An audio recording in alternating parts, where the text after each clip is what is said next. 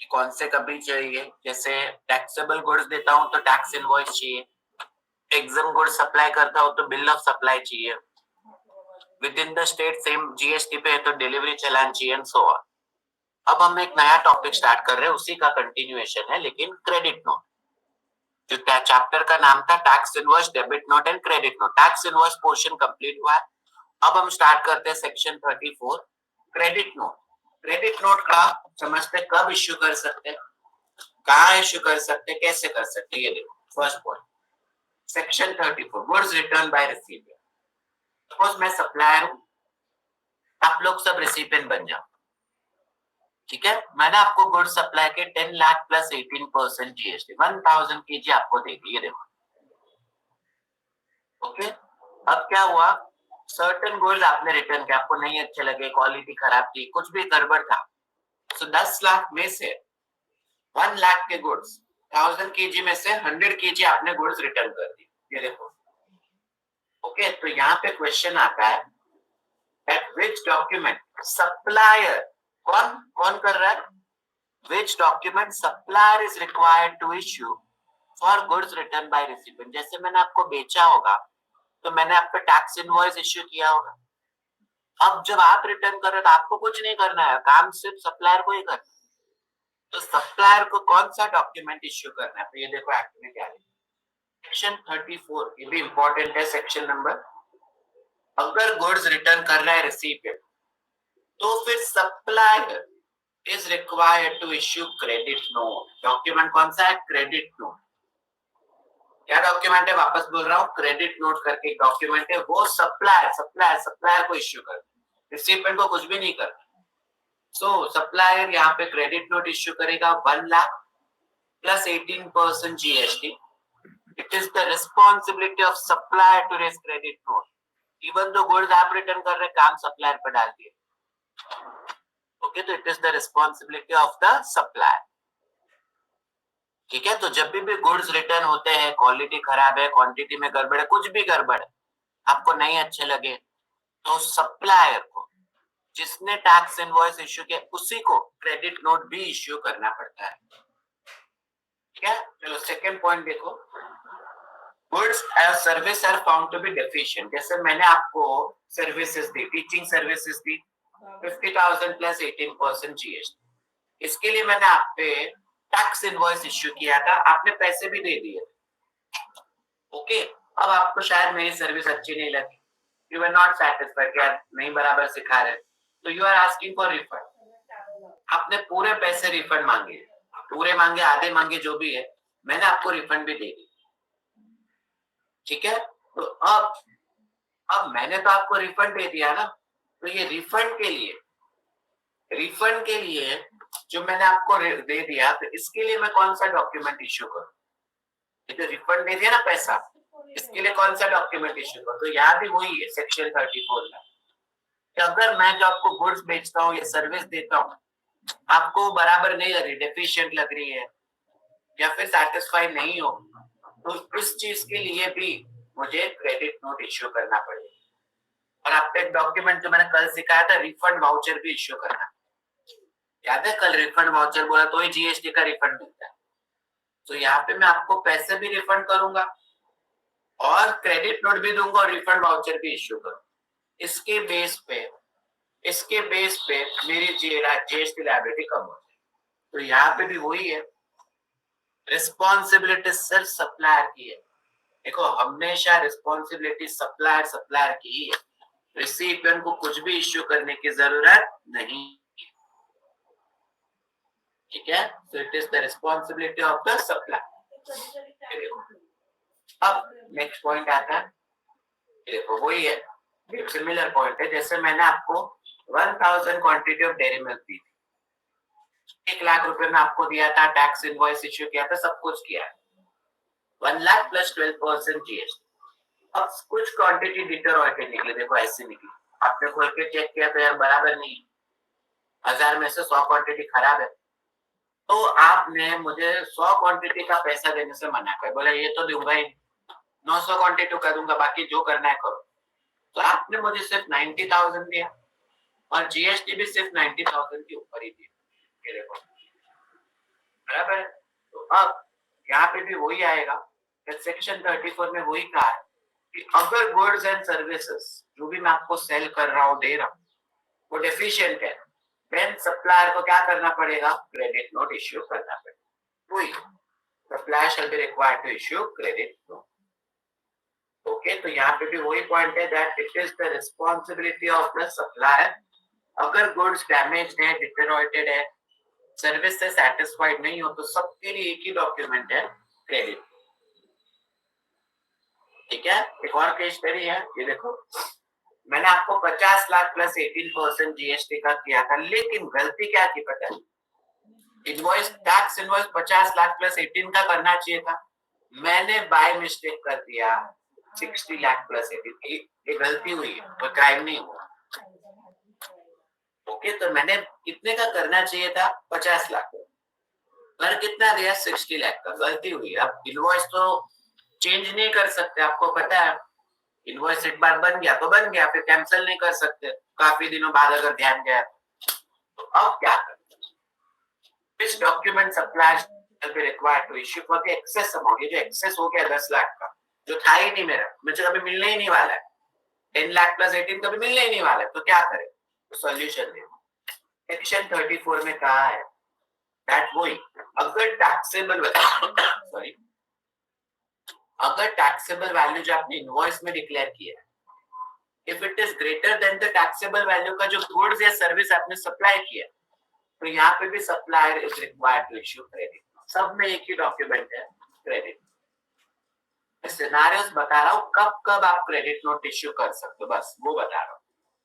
तो यहाँ पे भी सप्लायर 10 लाख प्लस 18% का क्रेडिट नोट इश्यू करेगा, रिसिपिएंट पे एंड मैटर खत्म। ठीक है, तो कभी भी एक्सेस अमाउंट का इनवॉइस गलती से बन चुका है, तो सेक्शन 34 में पावर है, क्रेडिट नोट इश्यू कर सकते हैं। ओके, तो कब क्रेडिट नोट अलाउड, एग्जाम में ये आ सकते हैं, when can supplier issue credit note, what are the scenario. तो देखो, पहला, जब मैंने जो आपको गुड्स सप्लाई किए हैं उसमें से आपने गुड्स रिटर्न कर दिए, सारे किए कि कुछ किए, आपको क्रेडिट नोट इश्यू करनी पड़ेगी, गुड्स रिटर्न। ठीक है, सेकंड सिनेरियो, यदि मैंने आपको जो गुड्स एंड सर्विस दी, आप सेटिस्फाई नहीं थे, आपने डैमेज गुड्स थे या प्रॉपर नहीं था कुछ भी, तो आपको सेटिस्फाई नहीं थे, गुड्स और सर्विस डेफिशिएंट थी, क्रेडिट नोट इश्यू हो सकता है। नेक्स्ट, मैंने जो टैक्सेबल वैल्यू दिया इनवॉइस में वो ज्यादा हो गया, बाय मिस्टेक, गलती हो गई, गुड्स 50 लाख के दिए थे, बाय मिस्टेक 60 लाख का इनवॉइस बन गया, 10 लाख का क्रेडिट नोट बन सकता है।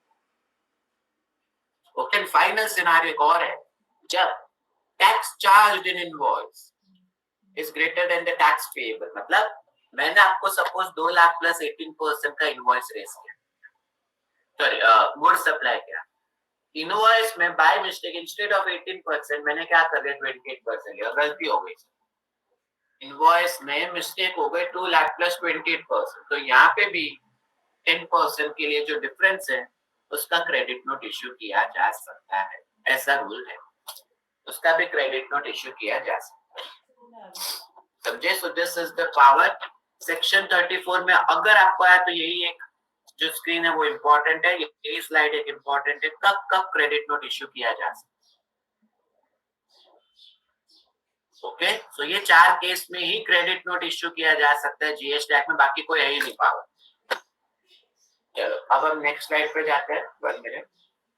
अब आता है इम्पोर्टेंट,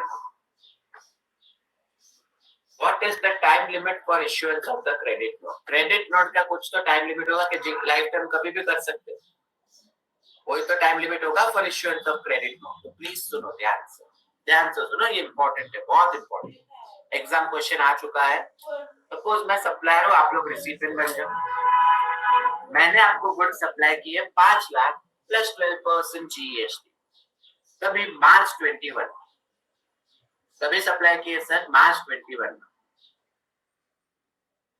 ठीक है, अब क्या हुआ, आपको कुछ गुड्स रिटर्न करने पड़े, अच्छे नहीं लगे, कुछ भी थे, तो आउट ऑफ 5 लाख आपने 1 लाख प्लस 12% रिटर्न कर दिया जुलाई, 3-4 महीने बाद। दिख रहा है कभी हुआ, मैंने बेचा था मार्च में, आपने रिटर्न किया जुलाई में, क्वेरी क्या आ रही है, सप्लायर में issue credit note for goods return as goods का भी सप्लाई हुआ मार्च फाइनेंशियल ईयर 21-22, लेकिन गुड्स रिटर्न कब हुआ? जुलाई में। फाइनेंशियल ईयर चेंज हो गया 22-23, डिफरेंट फाइनेंशियल ईयर। तो क्या क्रेडिट नोट इश्यू किया जा सकता है कि नहीं कर सकते, ये क्वेरी है। फाइनेंशियल ईयर बदल चुका है, कर सकते हैं कि नहीं? तो देखो एक्ट में क्या टाइम लिमिट है, प्लीज सुनो। क्रेडिट नोट कब तक इश्यू किया जा सकता है? ऑन और before 30th September following the end of the financial year during which supply was made। नहीं समझा? नहीं समझा? ये देखो, मैंने आपको कभी सप्लाई किया था? मार्च 21। तो आप क्रेडिट नोट इश्यू कर सकते हो जब फाइनेंशियल ईयर खत्म होता है प्लस 6 मंथ्स, यानी फाइनेंशियल ईयर 2021 था प्लस 6 मंथ। तो क्रेडिट नोट इश्यू की जा सकती है up to 30th September 2020। I repeat, financial year, जो उस फाइनेंशियल ईयर में गुड्स सप्लाई किया वो plus 6 months credit note issue की जा सकती है अप टू 30th September 2021। उसके बाद नहीं, उसके बाद एक्ट अलाउ नहीं करता। आप लोग चीटिंग करो तो अलग बात है, आगे एक्ट अलाउ नहीं करता। तो ये टाइम लिमिट ध्यान रखो सर। तो what is the time limit for issuance? वापस देखो, मैंने आपको गुड्स एंड सर्विसेज दी है, क्रेडिट नोट इश्यू की जा सकती है ऑन और before 30th September following the end of the financial year during which such supply was made। इसी तरह 6 महीना वाला बात मत लिख देना, ऑन और before 30th September following the end of the financial year during which such supply was made। Okay, so suppose मैंने आपको गुड्स अप्रैल 21 में दी, फाइनेंशियल ईयर कौन सा हो गया? 21-22। फाइनेंशियल ईयर जब खत्म होता है प्लस 6 महीना, मतलब आप लोग क्रेडिट नोट इश्यू कर सकते हैं 30th September 2022 तक। ओके, तो देखो फाइनेंशियल ईयर में तो कभी भी कर सकते हो क्रेडिट नोट, प्लस गवर्नमेंट ने और 6 महीने भी दिए। अब इससे ज्यादा कितना टाइम चाहिए तुमको? तो ये सफिशिएंट टाइम लगता है मुझे। ओके, सपोज गुड सप्लाई के जुलाई 25, फाइनेंशियल ईयर है 25-26, क्रेडिट नोट इश्यू की जा सकती है अप टू 30th September 2026। समझे? सो ये इस तरीके से पूरा वर्किंग होता है। क्रेडिट नोट का यही टाइम लिमिट है, इससे ज्यादा कोई भी टाइम लिमिट नहीं। ओके, अब एक नया कॉन्सेप्ट है, ये शायद आपको बुक में नहीं मिलता, लेकिन वैल्यू ऑफ सप्लाई चैप्टर में ये कवर हुआ था, इसलिए वापस बता। Financial credit note and commercial credit note, ये क्या हो? सपोज ये सप्लायर है, ओके, इन्होंने गुड्स बेचे मुझे 1 करोड़ रुपए के प्लस 18% जीएसटी, कभी बेचा? 25 अप्रैल 2021। 25 अप्रैल 2021 क्रेडिट पीरियड दिया था सिर्फ 30 डेज का, 30 दिन में मुझे उनको रिफंड देना। ठीक है, 30 दिनों में पूरा पेमेंट करना है। अब हुआ क्या? रिसीप एंड अवेल आईटीसी मैंने तो पूरा ले लिया, मैंने तो पूरा इनपुट टैक्स क्रेडिट ले लिया, अप्रैल 21 में खत्म किया, क्योंकि मैंने तो माल ले लिया था। अब क्या हुआ? नेक्स्ट हुआ क्या? जो टाइम ऑफ सप्लाई चैप्टर है उसका सेक्शन 12 क्या कहता है कि अगर मैंने गुड्स सप्लाई किए, what is the time of supply? जब मैंने गुड्स सप्लाई किए तब, या फिर जब मैंने इनवॉइस इश्यू किया तब, विच एवर इज अर्लियर। वापस बोलता हूँ, जब मैंने आप पे इनवॉइस इश्यू किया तब, या जब मैंने गुड्स रिमूव किए, which ever is earlier, GST attract हो जाता है। गुड्स कब सप्लाई किए? 25 अप्रैल को, यानी जीएसटी अट्रैक्ट हो गया अप्रैल, जीएसटी अट्रैक्ट हो गया अप्रैल।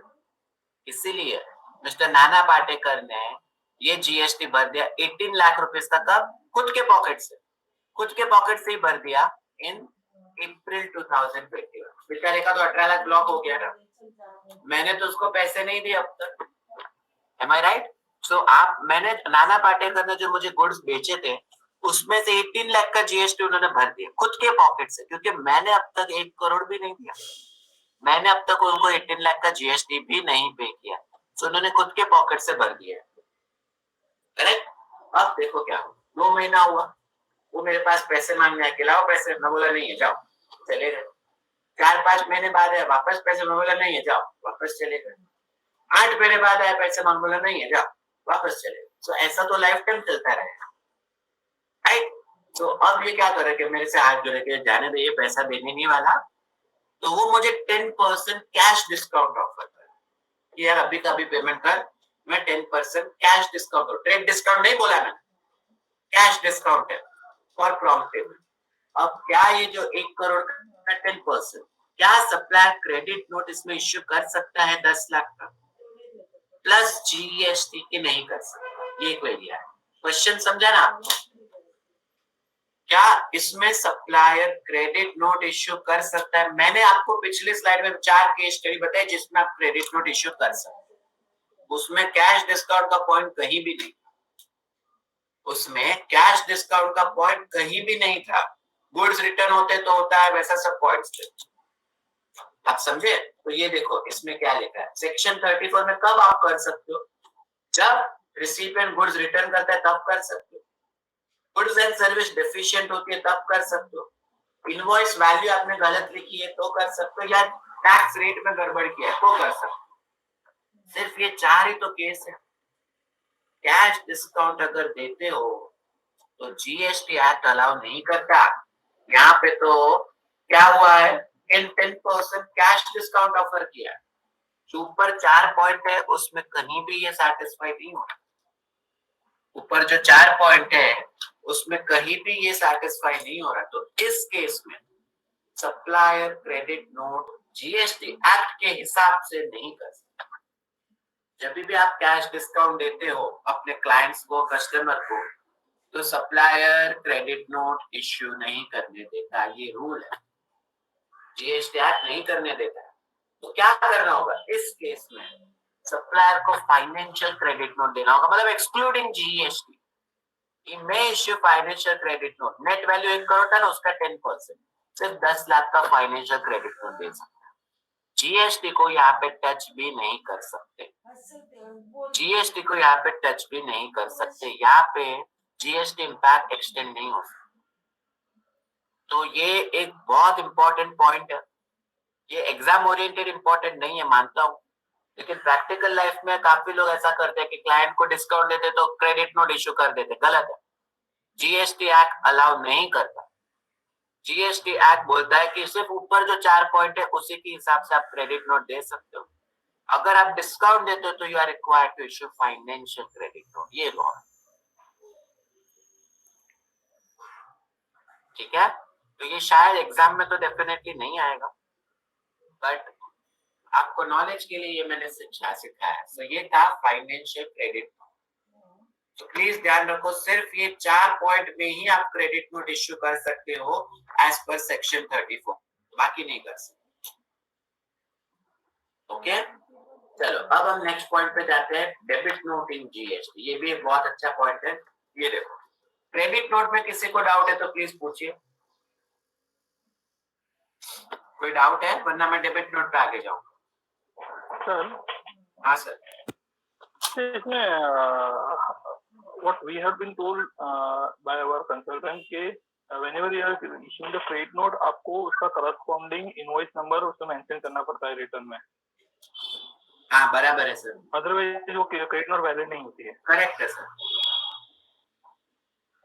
करेक्ट है, वो प्रैक्टिकल लाइफ में सही बात है। आपको इनवॉइस नंबर मेंशन करना है कि कौन से इनवॉइस के सामने आप क्रेडिट नोट इश्यू कर रहे हो, ये रिक्वायरमेंट है सर।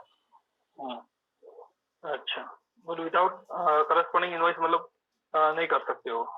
हाँ, मतलब जिस इनवॉइस के सामने गुड्स रिटर्न आए हैं वो आपको मेंशन करने होंगे। नहीं, इनके सब सर्विसेज अगर सपोज मतलब किसी का मतलब मैंने किसी की सर्विस ली है, मतलब मैंने किसी को सर्विस दी है और मैंने कोई तो उसको इनवॉइस ये किए हुए सर्विस इनवॉइस रेज किया हुआ है। नाउ आफ्टर सम टाइम्स मतलब सब सपोज एक प्रोजेक्ट है, तो प्रोजेक्ट के लिए क्रेडिट नोट इश्यू किया हुआ है, इनवॉइस रेज किया हुआ है, लेकिन वो प्रोजेक्ट टाइम पे कंप्लीट नहीं होता है सपोज। तो इन दैट केस जब हम लोग अगर उसके सामने ये करते हैं, क्या बोलते हैं, अगर समझो 1 साल के बाद या 2 साल के बाद अगर हम लोग क्रेडिट नोट इश्यू करते हैं तो ये कैसे होगा? एक्ट अलाउ नहीं करता सर, आप नहीं कर सकते, वही बोल रहा हूँ, एक्ट अलाउ नहीं करता। टाइम लिमिट जो है उसी में करना है। तो आपको फाइनेंशियल क्रेडिट नोट इश्यू करना है तो कर सकते हो, उसमें कोई प्रॉब्लम नहीं है, जिसमें जीएसटी टच नहीं होगा। ओके। ओके चलो अब हम नेक्स्ट पॉइंट पे आते हैं, डेबिट नोट इन जीएसटी। ये भी एक छोटा सा स्वीट सा पॉइंट है, इसको सुन लेते हैं। ये देखो सेक्शन 15(2)(d), हमने वैल्यू ऑफ सप्लाई में चैप्टर पढ़ा था, शायद याद भी नहीं होगा आपको, एक बार जरा सा रिवीजन करवाता हूँ।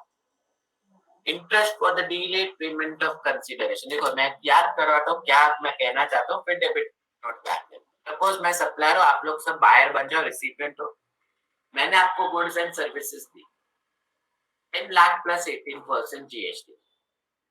ओके, आपको 3 महीने का क्रेडिट पीरियड दिया, तो 3 महीने में पूरा पैसा देना होगा आपको। अब आप लोग को देंगे नहीं, आप लोग ने मुझे दिया नहीं 3 महीने, मैं क्या करूंगा, सिंस आपने डिले किया आफ्टर 3 मंथ्स पे किया, ये देखो आपने पे तो किया बेचारों ने, बट 3 मंथ्स के बाद सिंस आपने डिले किया, मैं क्या चार्ज करूंगा आपके, इंटरेस्ट, लेट फी, पेनल्टी। तो मैंने आप पे 10 लाख का 1%, 10,000 रुपए का इंटरेस्ट लगा दिया, 1% ही लगा, ज्यादा नहीं। ओके, आपने इंटरेस्ट भी मुझे पे कर दिया 10,000 रुपए का, ये देखो, ठीक है। अब गवर्नमेंट क्या कह रहा है, गवर्नमेंट क्या कह रहा है कि मुझे कह रहा है कि since you had supplied goods and service, इसलिए आप लोग सब ने मुझे 10 लाख रुपए दिए प्लस जीएसटी दिया, बराबर है।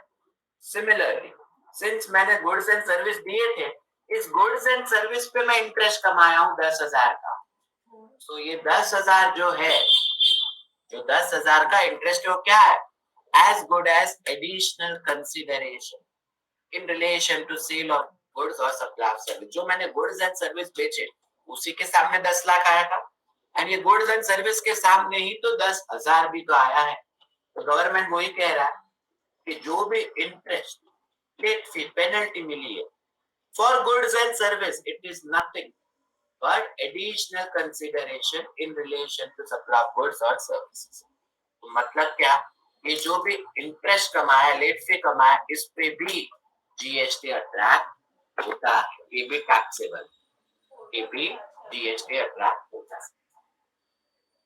ठीक है। तो कभी भी आप अपने रिसिपिएंट से इंटरेस्ट चार्ज करते हो, लेट फी और सब रिकवर करते हो उनसे, चार्ज करना है interest for goods and service, उस पे जीएसटी लगता है, उस पे जीएसटी अट्रैक्ट होता है।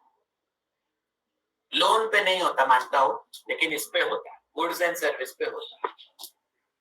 ओके, तो अब यही आ रहा है कि ये जो भी फॉर डिलेड पेमेंट है in relation to supply of goods and service, supplier क्या करना पड़ेगा, अब उसको इंटरेस्ट, लेट फी, पेनल्टी, कोई भी एडिशनल कंसिडरेशन रिकवर कर रहा है फॉर गुड्स एंड सर्विस, तो इस पे जीएसटी अट्रैक्ट होता है, इस पे जीएसटी अट्रैक्ट होता है।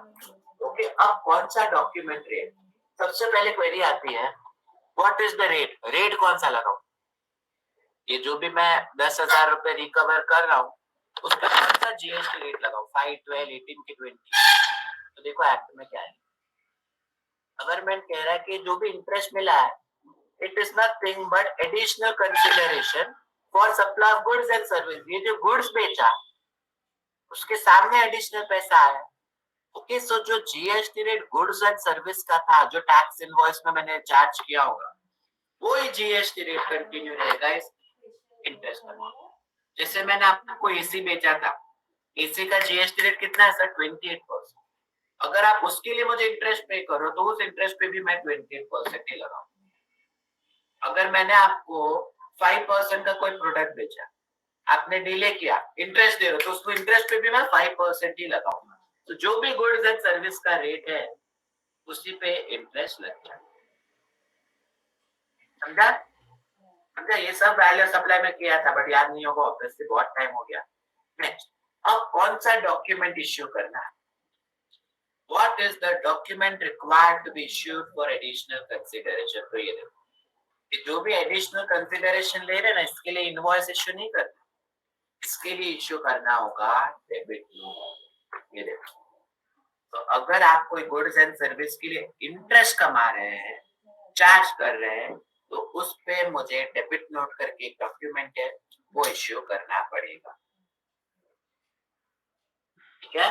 तो ये एक ध्यान रखना, कभी डेबिट नोट इश्यू करते हैं जब हम इंटरेस्ट कमाते हैं, लेट फी कमाते हैं, एडिशनल कंसिडरेशन रिकवर करते हैं, तब डेबिट नोट इश्यू किया जाता है, बाकी नहीं। Is it okay? तो ये हमारा छोटा सा स्वीट सा चैप्टर का पेंडिंग था हाफ एन आवर का, ये हमारा कंप्लीट हो गया है। किसी को डेबिट नोट में डाउट है तो प्लीज पूछिए। आई नो 9 बजे सुबह उठा के आपको लेक्चर ले रहा हूँ, बट कोशिश करो, कोई भी डाउट है तो प्लीज पूछो डेबिट नोट, वरना मैं नेक्स्ट चैप्टर पे जाऊंगा। इंपोर्ट, एक इंपोर्ट करके चैप्टर, उस पे जाएंगे।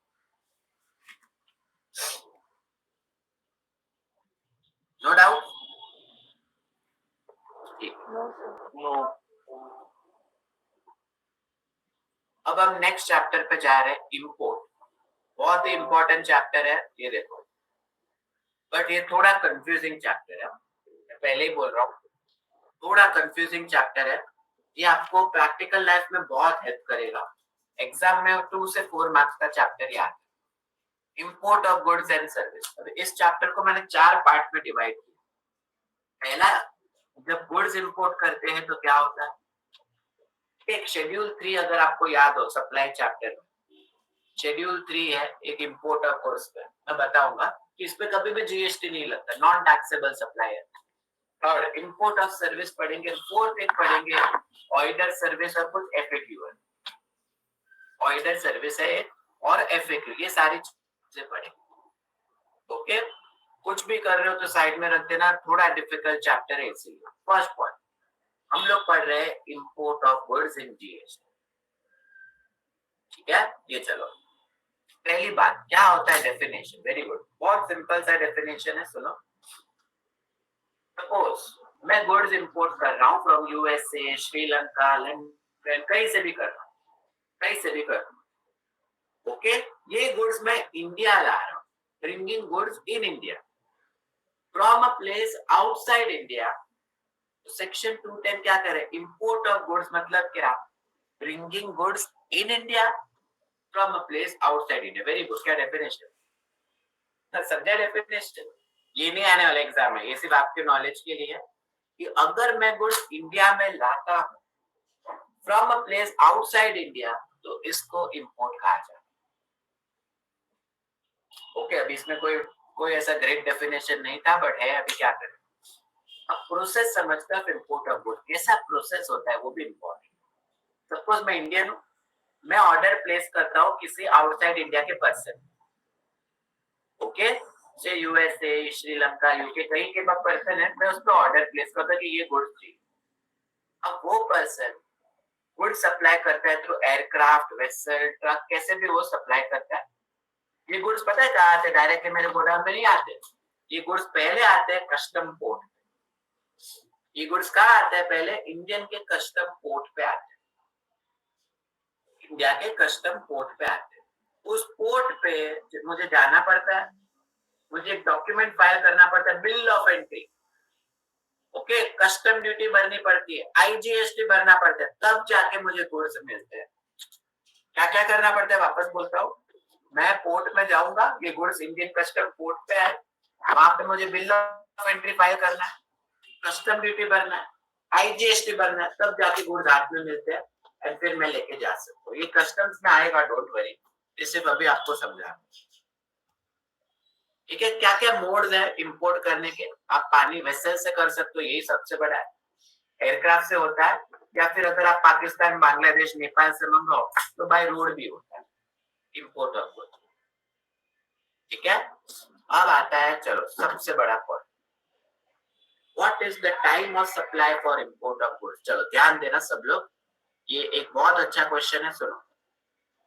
सपोज मैं इंपोर्टर ऑफ गुड्स हूं, मैंने ऑर्डर कब प्लेस किया है, 5th ऑफ जुलाई को, इस यूएसए के पर्सन, 5th जुलाई को ऑर्डर प्लेस कर लिया।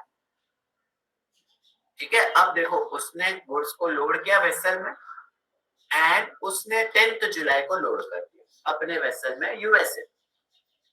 ओके, ये वेसल इंडिया कब पहुंचा, कस्टम पोर्ट पे आ गया।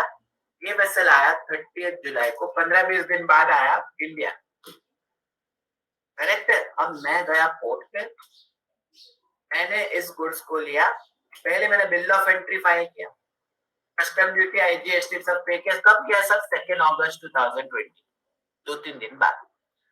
ओके, अब क्वेरी क्या आ रही, यहाँ पे मल्टीपल डेट्स है, so what is the time of supply? कब इंपोर्टर को आईजीएसटी भरना पड़ेगा ऑन इंपोर्ट ऑफ गुड्स?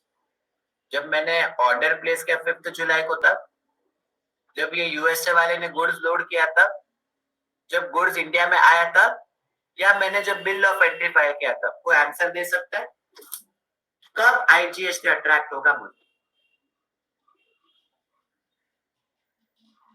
किसी ने प्रैक्टिकली किया हो तो आंसर दे सकता है?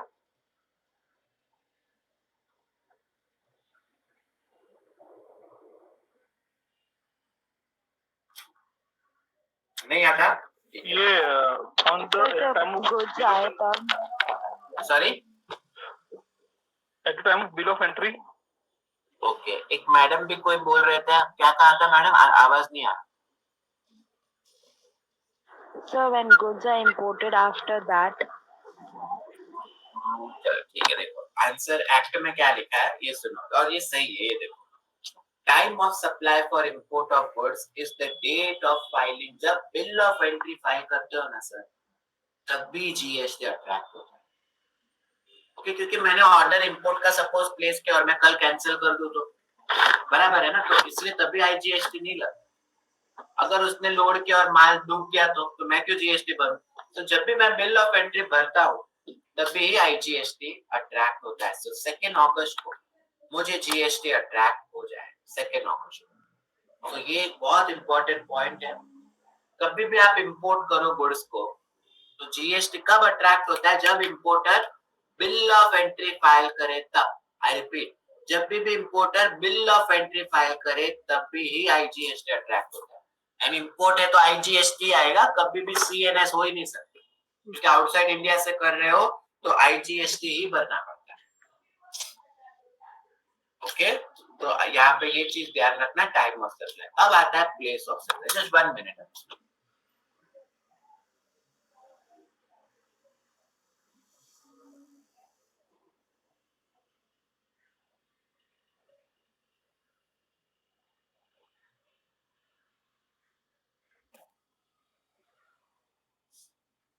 यस, चलो अभी हम आते हैं प्लेस ऑफ सप्लाई पे। सपोज मैं इंपोर्टर हूँ, मैं कहाँ रजिस्टर्ड हूँ? महाराष्ट्र। ठीक है, मैंने गुड्स का ऑर्डर प्लेस किया है यूएसए में, सेम ही है। उसने गुड्स को लोड किया एंड गुड्स इंडिया में आ गया। अब कहाँ है? देखो, मैं कहाँ रजिस्टर्ड हूँ? महाराष्ट्र में, लेकिन ये पोर्ट में आया दिल्ली पे। ये कहाँ आया? पोर्ट में, दिल्ली के पोर्ट पे आया। अब मुझे दिल्ली जाके इसको कलेक्ट करना, समझा? मैं कहाँ रजिस्टर्ड हूँ? जीएसटी में, महाराष्ट्र में, लेकिन गुड्स आए दिल्ली में। अब यहाँ प्रॉब्लम क्या आया? मैंने दिल्ली में बिल ऑफ एंट्री फाइल किया। ओके, अब आता है what is the place of supply for import of goods. मैं रजिस्टर्ड हूँ महाराष्ट्र में, लेकिन गुड्स कलेक्ट कहाँ से कर रहा हूँ सर? पोर्ट पे, दिल्ली से, बराबर है। बिल ऑफ एंट्री भी दिल्ली में फाइल की। तो क्या मुझे दिल्ली में जाके जीएसटी नंबर लेना है? क्या प्लेस ऑफ सप्लाई दिल्ली होगा? क्या होगा? ये क्वेरी आ रही है। आई होप आपको क्वेश्चन समझाओ। मैं रजिस्टर्ड हूँ महाराष्ट्र, गुड्स आए दिल्ली में, तो क्या मुझे दिल्ली का जीएसटी नंबर लेना है? क्या दिल्ली प्लेस ऑफ सप्लाई होगा? ये क्वेरी आ रही है। आंसर देखो, एक्शन गोली मारो। प्लेस ऑफ सप्लाई, अगर इंपोर्ट ऑफ गुड्स किया है तो प्लेस ऑफ सप्लाई क्या होगा? Location of the importer, that is location where the importer is registered in GST. जहां भी इंपोर्टर रजिस्टर्ड है जीएसटी एक्ट में, आई रिपीट, जहां भी इंपोर्टर रजिस्टर्ड है जीएसटी एक्ट में, वो बन जाता है प्लेस ऑफ सप्लाई। तो मैं कहाँ रजिस्टर्ड हूँ सर? महाराष्ट्र में, तो प्लेस ऑफ सप्लाई हो जाएगा महाराष्ट्र में। इट इज इमटेरियल कि गुड्स दिल्ली में आए कि चंडीगढ़ में आए कि हरियाणा में। सिंस मैं महाराष्ट्र में रजिस्टर्ड हूँ, मैं आईजीएसटी पे करूंगा and state Maharashtra he select करूंगा। ठीक है, तो देखो कैसे कैसे अच्छी तरीके से एक्ट बना है ताकि मुझे इनपुट टैक्स क्रेडिट मिल सके। तो मुझे दिल्ली से जीएसटी नंबर नहीं लेना है, मेरे पास महाराष्ट्र का जीएसटी नंबर है, वही मेरा प्लेस ऑफ सप्लाई हो जाता है। जहां भी I am registered, that place will become the place of supply. Okay, चलो अब हम लाते हैं third point, value of supply. ये भी एक इंटरेस्टिंग है, ये सही है and I agree with this point. से मैं इंपोर्टर हूं, मैंने ऑर्डर प्लेस किया 10 लाख रुपए का यूएस, 10 लाख रुपए का यूएसए पे ऑर्डर प्लेस किया है। ये गुड्स इंडिया आ गया, अरे इंडिया के पोर्ट पे आया। अब वैल्यू ऑफ गुड्स कितने, 10 लाख। अब मुझे वहां पे कस्टम ड्यूटी भरनी पड़ती, बराबर है कि नहीं?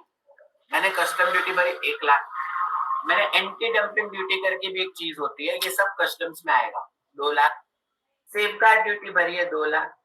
ऐसे करके टोटल मैंने कुछ ड्यूटी भरी 5 लाख रुपए, 1 + 2 + 2।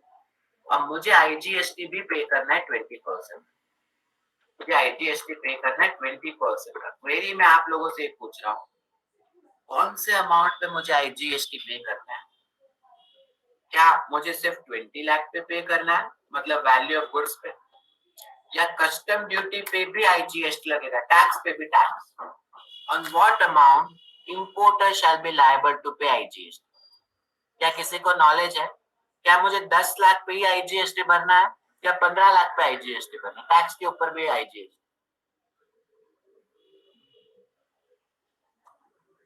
क्या किसी को भी इसका नॉलेज है? On what amount importer shall be liable to pay IGST? Only on value of goods. Okay, मतलब 10 लाख पे, ठीक है।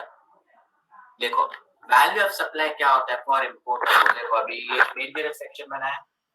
वैल्यू ऑफ सप्लाई मतलब जो गुड्स का वैल्यू है 10 लाख, उस पे तो आईजीएसटी लगेगा, प्लस कोई भी other tax other than GST, उस पे भी आईजीएसटी लगता है। कोई भी टैक्स अदर देन जीएसटी, उस पे भी आईजीएसटी लगता है, यानी ये सब पे भी आईजीएसटी लगेगा। सो आईजीएसटी लगेगा 15 लाख रुपए पे, सो 3 लाख रुपए। ये हमने वैल्यू ऑफ सप्लाई चैप्टर में भी आया था पॉइंट। इंपोर्ट करते हो तभी शायद सर आप ही ने मुझे पूछा था टैक्स के ऊपर भी टैक्स भरना पड़ेगा, मैं बोला था हाँ सर, इंपोर्ट है तो भरना पड़ेगा, क्योंकि इंपोर्ट को कम करना है, इसलिए ये प्रोविजन है कि कस्टम ड्यूटी पे भी आईजीएसटी अट्रैक्ट होता है। ठीक है, तो ये पॉइंट है कि कभी भी आप इंपोर्ट करो तो जो गुड्स का वैल्यू है उस पे तो आईजीएसटी लगेगा ही लगेगा, जो टैक्सेस है उस पे भी आईजीएसटी लग जाता है, उस पे भी आईजीएसटी लगता है। क्लियर? तो ये हमारा था value of supply, value of supply.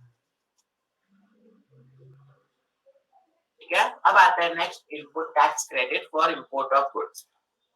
Suppose मैंने ऑर्डर प्लेस किया है, वो यूएसए पे कर रहा हूँ बार बार, ये गुड्स इंडिया भी आ गया, मैंने कस्टम पोर्ट पे जीएसटी भरा, तो गुड्स का वैल्यू था 50 लाख रुपीस, कस्टम ड्यूटी पे की 2 लाख रुपीस, आईजीएसटी पे किया 5 लाख रुपीस। क्वेरी क्या है, whether importer can avail ITC, ये जो आईजीएसटी पे किया 5 लाख रुपीस का, क्या उसका आईटीसी मिलेगा कि नहीं? ये जो आईजीएसटी पे किया ना 5 लाख रुपीस का, क्या उसका आईटीसी मिलेगा कि नहीं मिलेगा? तो देखो क्या लिखा, कुछ तो रहम किया है हम पे। आईजीएसटी जो हम पे करते हैं for import of good, it is included in the definition of import. मतलब जो भी हम इंपोर्ट पे आईजीएसटी पे करते हैं उसका आईटीसी हमको मिलता है, it is allowed as, it is allowed as ITC. खाली बिजनेस के लिए यूज होना चाहिए, घर के लिए नहीं है, तो ऑब्वियस। तो जो भी आप आईजीएसटी पे करते हो for import of goods, it is allowed as input tax मिलता है। तो अब तक जो सीखा उसका सब एक सॉरी और भी पॉइंट है, जीएसटी रजिस्ट्रेशन। सपोज मैं इंपोर्टर ऑफ गुड, क्या मेरे पास कंपलसरी जीएसटी नंबर होना चाहिए? अगर मैं गुड्स इंपोर्ट कर रहा हूँ तो क्या जीएसटी नंबर होना जरूरी है? तो देखो एक्ट में कुछ लिखा है कि अगर हम टैक्सेबल गुड्स इंपोर्ट करते हैं जैसे मोबाइल, कंप्यूटर, लैपटॉप, तो जीएसटी रजिस्ट्रेशन मैंडेटरी। हमें एक कोड भी चाहिए, इंपोर्ट एक्सपोर्ट कोड। ओके, लेकिन अगर हम एग्जाम गुड्स, फ्रूट वेजिटेबल्स मंगा लिए तो जीएसटी कंपलसरी नहीं, ऑप्शनल। तो जीएसटी रजिस्ट्रेशन ऑप्शनल। तो अगर टैक्सेबल गुड्स इंपोर्ट कर रहे हैं तो कंपलसरी है, लेकिन एग्जाम गुड्स कर रहे हैं तो ऑप्शनल है, बट करना चाहिए, बेहतर होता है, काफी सारे बेनिफिट हो जाए। और ये जो मैं कब से बोल रहा हूँ बिल ऑफ एंट्री फाइल करना पड़ता है, उसका सिर्फ एक फॉर्मेट अटैच। ये देखो बिल ऑफ एंट्री, क्या है ये? Bill of entry. ठीक है, ये एक सिर्फ ऐसे ही आपके नॉलेज के लिए मैंने अटैचमेंट किया है कि कैसे फाइल होता है, क्या होता है बिल ऑफ एंट्री। तो ये बार बिल ऑफ एंट्री जब भी आप इंपोर्ट करते हो तो आपको ये बिल ऑफ एंट्री करके जो डॉक्यूमेंट है वो फाइल करना पड़ता है। ठीक है, तो इसकी समरी देखो अब तक जो सीखा, पहले वन बाय वन। अगर मैं गुड्स इंपोर्ट कर रहा हूँ, what is the time of supply, तब मुझे जीएसटी अट्रैक्ट होता है। जब मैं ऑर्डर प्लेस करता हूँ तभी नहीं होता है, जब वो यूएसए वाला सप्लाई करते तभी नहीं, जब मैं इंडिया में गुड्स आ जाते हैं उसके बाद बिल ऑफ एंट्री फाइल करता हूँ तब आईजीएसटी अट्रैक्ट होता है। सेकेंड, प्लेस ऑफ सप्लाई क्या होगा? अगर मैं रजिस्टर हूँ महाराष्ट्र, गुड्स आए मेरे गुजरात में, मैंने गुजरात से कलेक्ट किया, तो क्या मैं गुजरात का बन जाएगा प्लेस ऑफ सप्लाई? नहीं, जहां भी इंपोर्टर रजिस्टर है वही होता है place of supply. Third, what will be the value of supply, कौन से अमाउंट पे आईजीएसटी अट्रैक्ट होगा? कौन से अमाउंट पे होगा? गुड्स 10 लाख के, कस्टम ड्यूटी भरी 2 लाख, तो क्या 10 लाख के 12 लाख? आंसर क्या है? 12 लाख। मतलब जो गुड्स का वैल्यू है उस पे तो लगेगा, प्लस जो भी टैक्सेस आपने भरे अदर देन जीएसटी उस पे भी आईजीएसटी अट्रैक्ट हो जाए, उस पे भी आईजीएसटी अट्रैक्ट हो जाए। ठीक है, नेक्स्ट, इनपुट टैक्स क्रेडिट, जो हमने आईजीएसटी पे किया है पोर्ट पे, क्या हम उसका इनपुट टैक्स क्रेडिट ले सकते हैं? तो आंसर इज यस, आप उसका आईटीसी अवेल कर सकते, कोई रेस्ट्रिक्शन नहीं, कोई भी रेस्ट्रिक्शन नहीं। नेक्स्ट, क्या जीएसटी रजिस्ट्रेशन लेना होगा? तो आंसर इज, अगर टैक्सेबल गुड्स इंपोर्ट कर रहा हो तो कंपलसरी लेना होगा, एग्जाम गुड्स इंपोर्ट कर रहा हो तो ऑप्शनल, कंपलसरी नहीं। ठीक है, तो प्लीज ये एक बहुत इंपॉर्टेंट पॉइंट है इंपोर्ट में। अगर किसी को डाउट है तो प्लीज पूछो, क्योंकि अब सबसे डिफिकल्ट पॉइंट शुरू होने वाले। दो ही जन डाउट पूछते ऑल द टाइम, बाकी सब पता नहीं क्या करते हैं।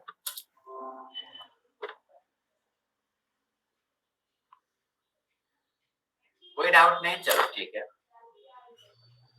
अब आता है सबसे dangerous point, import of goods schedule 3 transaction.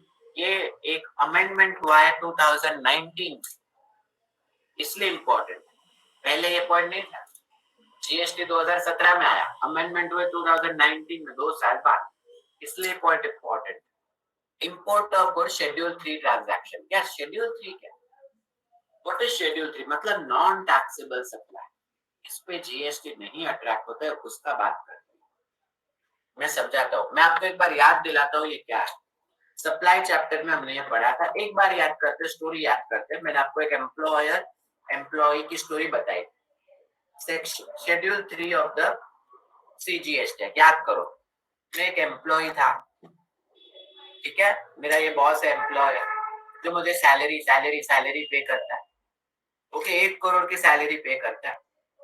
अब मुझे इस पे इतना गुस्सा आया था कि सबका कभी कभी मन करता है ना कि यार कोर्ट में जाऊं, ट्रिब्यूनल में जाऊं, इस पे केस फाइल करूं, मन करता है ना सबका कि अपने बॉस पे तो एक केस ही करूं, सारा बहुत काम करवा है।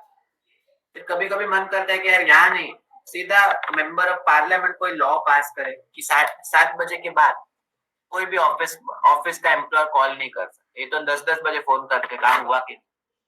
तो मेंबर ऑफ पार्लियामेंट काश ऐसा कोई लॉ पास करे, मेंबर ऑफ पंचायत, म्यूनिसिपैलिटी, कोई तो यार ऐसा लॉ पास करे कि 7-8 बजे के बाद कॉल नहीं आना।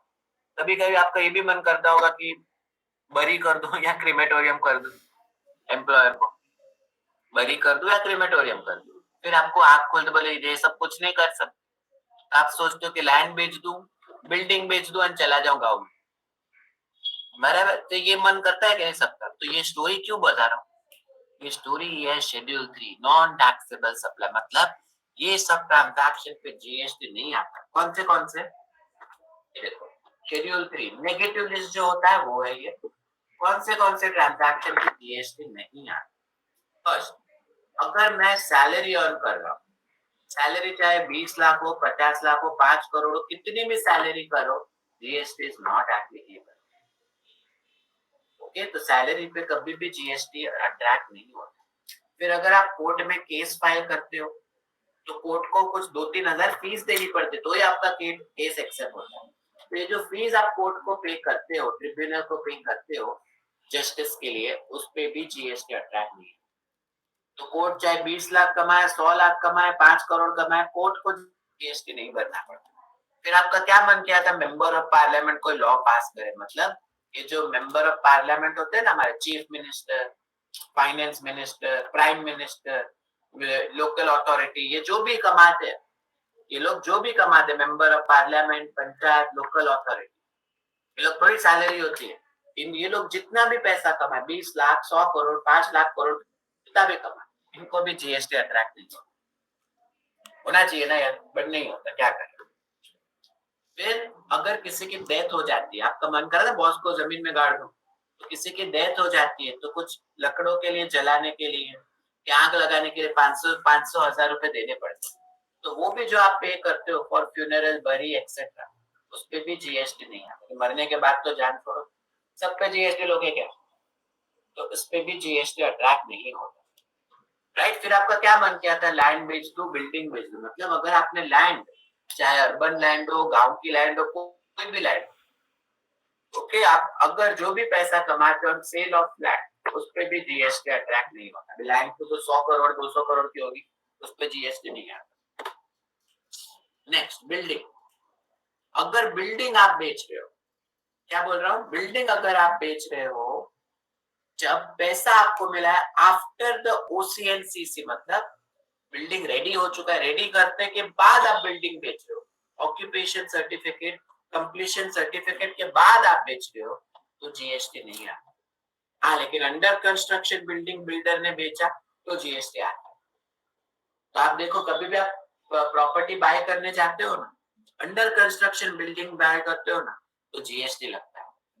लेकिन रेडी हो गया बिल्डिंग, ओसीसीसी आ चुका है, उसके बाद इफ यू सेल, तो जीएसटी अट्रैक्ट नहीं होगा, तो फिर जीएसटी अट्रैक्ट नहीं होगा। And last is actionable claim, मतलब आप जीते हो, लॉटरी की बात नहीं कर रहा हूँ, कोई केस फाइट कर रहे थे हाई कोर्ट, सुप्रीम कोर्ट में, तो आपको एक्शनेबल क्लेम मिला है, तो भी जीएसटी नहीं आता। हाँ, लेकिन क्या लिखा है, actionable claim other than lottery, betting, gambling, उस पे जीएसटी नहीं आता।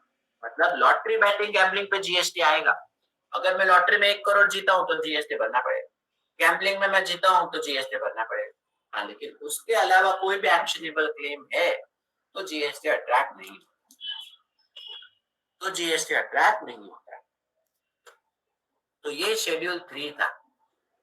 ओके, अब इसमें 3 नई एंट्री आई है जो इंपोर्ट से रिलेटेड, जो इसके इंपोर्ट से पहले की स्क्रीन दिखाओ ना प्रॉपर, क्या, इसके पहले की स्क्रीन दिखाएंगे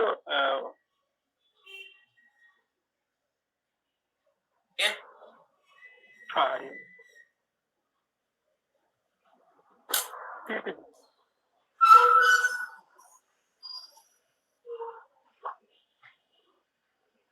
ठीक है। ओके, अब 1 Feb 19 से ये 3 नई एंट्री है जिसकी मैं बात कर रहा हूँ। ये देखो, पहला आपको समझाऊंगा डिटेल में, supply of warehouse goods, इस पे जीएसटी नहीं आता। हाई सीज सेल्स करके एक होता है, उस पे भी जीएसटी नहीं आएगा। एंड थर्ड पार्टी शिपमेंट, इस पे भी जीएसटी। तीनों एंट्री हम डिटेल में डिस्कस करेंगे। ये तीनों शेड्यूल 3 में डाल दिए हैं एंड तीनों पे जीएसटी अट्रैक्ट नहीं होगा। इसके बारे में पढ़ते चलो।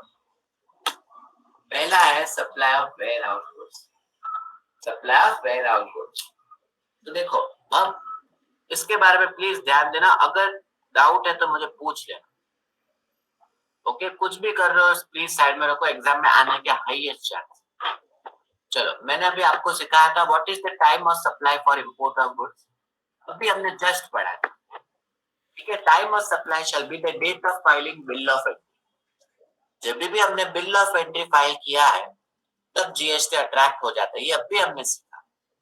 ओके, अब बिल ऑफ एंट्री फाइल होता है when importer clear goods for home consumption. मैं समझा होता हूँ, when importer clear goods for home consumption, तब बिल ऑफ एंट्री फाइल करना। ओके, जब आईजीएसटी अट्रैक्ट नहीं होता है, जब तक हम bill of entry for home consumption file नहीं करते तब तक आईजीएसटी अट्रैक्ट नहीं होता। मैं समझाता हूँ डिटेल। देखो point number 1, suppose Ratan Tata जी, इन्होंने ऑर्डर प्लेस किया 21 अक्टूबर को लंदन। अभी ऑर्डर प्लेस किया 21 अक्टूबर को लंदन में ऑर्डर प्लेस किया, ठीक है। अब ये गुड्स लंदन से लोड किए गए, लोड करके ये गुड्स इंडिया में आए, इंडियन कस्टम पोर्ट पे कभी आए सर? 29 अक्टूबर को आ गए। कभी आ गए ये गुड्स? 29 अक्टूबर को आ गए। रतन टाटा जी ने इस गुड्स को बोला कि यार अभी मेरे गोडाउन में जगह नहीं है, तो कस्टम्स होते हैं ना, कस्टम जो कस्टम पोर्ट ये है ना, वहां पे वेयर हाउस होते हैं, वहां पे ही वेयर हाउस होते हैं कुछ कुछ। कहाँ पे मैं बोल रहा हूँ? जो कस्टम पोर्ट, जहाँ गुड्स आए ना पोर्ट पे, वहां पे कस्टम बॉन्डेड वेयर हाउस होते हैं, कस्टम बॉन्डेड वेयर हाउस। तो रतन टाटा जी ने रिक्वेस्ट की कि ये गुड्स को मूव कर दो कस्टम्स के ही वेयर हाउस पे 2-3 दिन के लिए, अलाउड है। ओके, तो ये गुड्स को मूव किया गया कस्टम बॉन्डेड वेयर हाउस। कहाँ मूव किया गया? Custom bonded warehouse. And Ratan Tata ji ने क्या फाइल किया उसके लिए? Ex bond bill of entry. जब भी आप गुड्स मूव करते हो ना कस्टम बॉन्डेड वेयर हाउस में, तो आपको बिल ऑफ एंट्री बननी पड़ती है, कौन सी? Ex bond bill of entry. Okay, ताकि ये गुड्स को मूव किया जाए custom bonded warehouse. Okay, और उसके बाद उन्होंने गुड्स को कलेक्ट किया। उसके बाद उन्होंने गुड्स को कलेक्ट किया 2 नवंबर 20। तभी कलेक्ट किया 2 नवंबर 20 को। तो क्वेरी आ रही है, what is the time of supply? कब उनको जीएसटी अट्रैक्ट होगा? देखो गुड्स आ चुके थे 29 अक्टूबर, उन्होंने बिल ऑफ एंट्री फाइल करके गुड्स को मूव कर दिया कस्टम्स वेयर। तो बिल ऑफ एंट्री फाइल किया है 29 अक्टूबर को, लेकिन अभी भी गुड्स किसके पास है? कस्टम अथॉरिटी के पास, कस्टम बॉन्डेड वेयर हाउस। उन्होंने बाद में दूसरा बिल ऑफ एंट्री फाइल किया फॉर होम कंजम्पशन, दूसरा बिल ऑफ एंट्री फाइल किया फॉर होम कंजम्पशन 2 नवंबर। अब जीएसटी कब अट्रैक्ट होता है ये क्वेरी है। What is the time of supply? तो देखो एक्ट में लिखा है कि जब भी आप इंपोर्ट करते हो गुड्स को, date when the bill of entry is filed and the goods are removed for home consumption, वो डेट होती है जब time of supply GST attract होता है। सो जब गुड्स को कस्टम बॉन्डेड वेयर हाउस में शिफ्ट किया तभी नहीं अट्रैक्ट होता है। जब इस गुड्स को रिमूव किया फॉर होम कंजम्पशन तब आईजीएसटी अट्रैक्ट होगा। सो 2 नवंबर को जब गुड्स रिमूव किए तब आईजीएसटी अट्रैक्ट होगा। सो वापस बोलता हूं, जब गुड्स इंडिया आए जीएसटी नहीं अट्रैक्ट होगा। जब गुड्स को कस्टम बॉन्डेड वेयर हाउस में किया तब भी अट्रैक्ट नहीं होगा, क्योंकि अभी भी गुड्स कस्टम वालों के पास है। हाँ, लेकिन कस्टम बॉन्डेड वेयर हाउस से इस गुड्स को रिमूव किया फॉर होम कंजम्पशन तब जीएसटी अट्रैक्ट होगा, तब जीएसटी अट्रैक्ट होगा। समझा कि गूगली गया? ओके, तो जब भी goods custom bonded warehouse में आता है तब जीएसटी अट्रैक्ट नहीं होता है, लेकिन कस्टम बॉन्डेड वेयर हाउस से जब आप रिमूव करते हो तब गुड्स जीएसटी अट्रैक्ट होता है। ओके, तो देखो, सो आईजीएसटी इज नॉट अट्रैक्टेड जब मैं गुड्स को मूव करता हूँ कस्टम बॉन्डेड वेयर हाउस में, तब नहीं लगता। हाँ, लेकिन कब लगेगा? जब मैं बिल ऑफ एंट्री फाइल करता हूँ एंड गुड्स को रिमूव करता हूँ from custom bonded warehouse, तब आईजीएसटी अट्रैक्ट हो जाए, तब आईजीएसटी अट्रैक्ट हो जाए। ओके, तो इसी स्लाइड में अब आगे बढ़ते हैं, बहुत ही इंपॉर्टेंट है, सुनो। ये होता है कस्टम बॉन्डेड वेयर हाउस। एक बता रहा हूँ कि जब भी गुड्स इंडिया में आ जाते हैं तो मैं रिक्वेस्ट कर सकता हूँ कि इस गुड्स को अनलोड करो एंड इसको मूवमेंट करो कहाँ पे? Custom bonded warehouse. तो ये देखो, शायद गुड्स एयरपोर्ट से भी आते हैं और बाद में इस गुड्स को मूव किया जाता है वेयर हाउस। ये कस्टम्स का ही वेयर हाउस, मेरा नहीं। ओके, तो अभी भी गुड्स किनके पास है? कस्टम अथॉरिटी के पास। अभी भी मुझे तो मिले ही नहीं। सही बात है ना? तो इस पे अभी तक आईजीएसटी नहीं आएगा क्योंकि अभी भी कस्टम वालों के पास। लेकिन जब मैं यहाँ से रिमूव करूंगा तब मुझे आईजीएसटी पे करना पड़ेगा। ओके, तो देखो 3 साइकिल है। में 3 साइकिल है, सपोज मैंने साइकिल्स इंपोर्ट की, गुड्स पोर्ट पे आ गई, ये देखो मैंने साइकिल्स इंपोर्ट की। ओके, अब ये साइकिल पोर्ट पे आ गई, इंडियन कस्टम पोर्ट पे आ चुकी है। अभी तक मेरे को मिली थोड़ी है, अभी तो सिर्फ पोर्ट पे आई है, तो अभी मुझे आईजीएसटी भरने की जरूरत नहीं है, क्योंकि अभी तो ये सिर्फ पोर्ट पे आई है, मेरे हाथ में नहीं आई। सॉरी। ओके, तो अभी कुछ भी नहीं करना, I am not liable to pay IGST. मेरे पास टाइम नहीं था, तो मैंने कुछ दिनों के लिए इस साइकिल्स को मूव कर दे कस्टम्स के वेयर हाउस में। देखो ये जो आई थी ना साइकिल, ये साइकिल जो आ रही है, मैंने रिक्वेस्ट किया कि इस साइकिल को मूव कर दो, कहाँ पे, कस्टम बॉन्डेड वेयर हाउस में। तो ये कस्टम वाले ही करते हैं, मुझे कुछ नहीं करना, मुझे सिर्फ उनको थोड़े पैसे देने पड़ते। तो देखो कस्टम्स का वेयर हाउस है, जो भी मेरी साइकिल्स आई थी उसके लिए मैंने डॉक्यूमेंट फाइल किया, और ये पूरी साइकिल टेम्पररी 2-3 दिन 10-15 दिन के लिए जाएगी, कहाँ पे, कस्टम्स के वेयर हाउस गई। अभी भी मुझे आईजीएसटी नहीं भरना है इसमें, अभी भी नहीं भरना है, क्योंकि अभी भी ये लोग कस्टम के पास है। लेकिन हाँ, जब मैं finally bill of entry file कर रहा हूँ, गुड्स को क्लियर कर रहा हूँ, तो बहुत इंपॉर्टेंट है होम कंजम्पशन। ठीक है, जब फाइनली मैंने वेयर हाउस से रिमूव किया एंड फाइनली मैं क्या फाइल कर रहा हूँ, बिल ऑफ एंट्री फाइल कर रहा हूँ for home consumption, for home consumption, तब मुझे उस पे आईजीएसटी पे करना पड़ता है। ये देखो, अब फाइनली वेयर हाउस से रिमूव हो चुका है।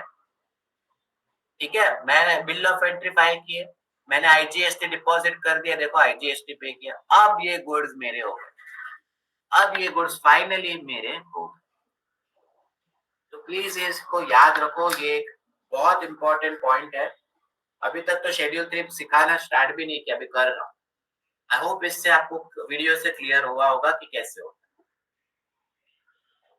ठीक है, अब आते हैं supply of warehouse goods, फिर से आते हैं, ये देखो, अभी देखो स्मार्टनेस देखो, ये बहुत अच्छे से प्रोविजन बना, बहुत अच्छे से प्रोविजन बना। विजय जी आप काइंडली म्यूट हो सकते हो, थोड़ा डिस्टरबेंस आ रहा है, थैंक यू।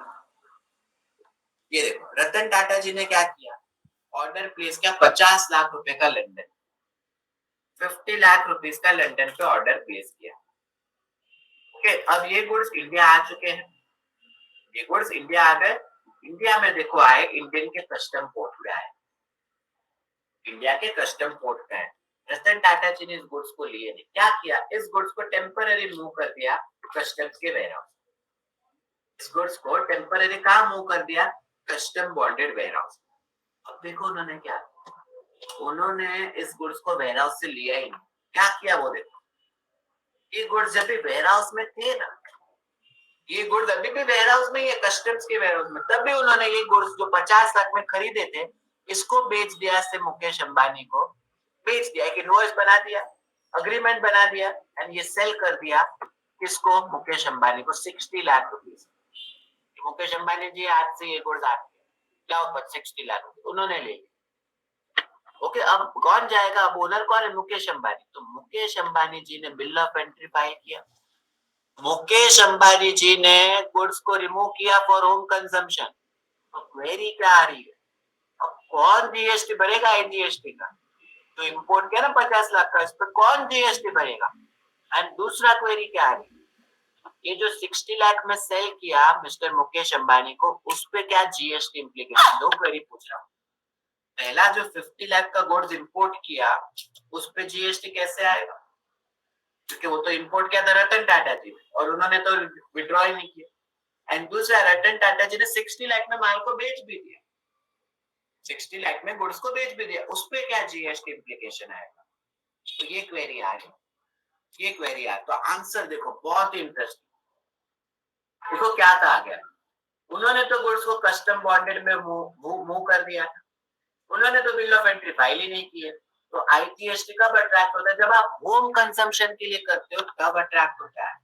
तो मिस्टर रतन टाटा, मुकेश नहीं, मिस्टर रतन टाटा ने जो 50 लाख का इंपोर्ट किया है, जो गुड्स अभी भी वेयर हाउस में थे, उनको तो जीएसटी भरने की जरूरत थी, क्योंकि उन्होंने विड्रॉ ही नहीं किया, उन्होंने वेयर हाउस से गुड्स को रिमूव ही नहीं किया, तो उनको तो आईजीएसटी भरना ही नहीं। जब गुड्स वेयर हाउस में थे अभी उन्होंने ये गुड्स को बेच दिया 60 लाख रुपीस में।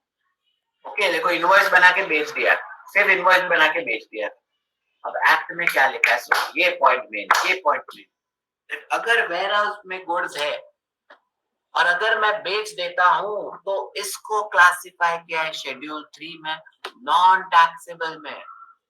एंड जो 60 लाख का मैंने सॉरी रतन टाटा जी ने मुकेश अंबानी को बेचा, उस पे भी जीएसटी नहीं आएगा। तो रतन टाटा जी ने स्मार्टनेस देखी, जो इंपोर्ट किया 50 लाख का उस पे भी जीएसटी नहीं बना, जो 60 लाख में सेल कर दिया, जब गुड्स वेयर हाउस में थे 60 लाख में बेच दिया, तभी भी जीएसटी नहीं आएगा क्योंकि शेड्यूल 3 में क्लासिफाई।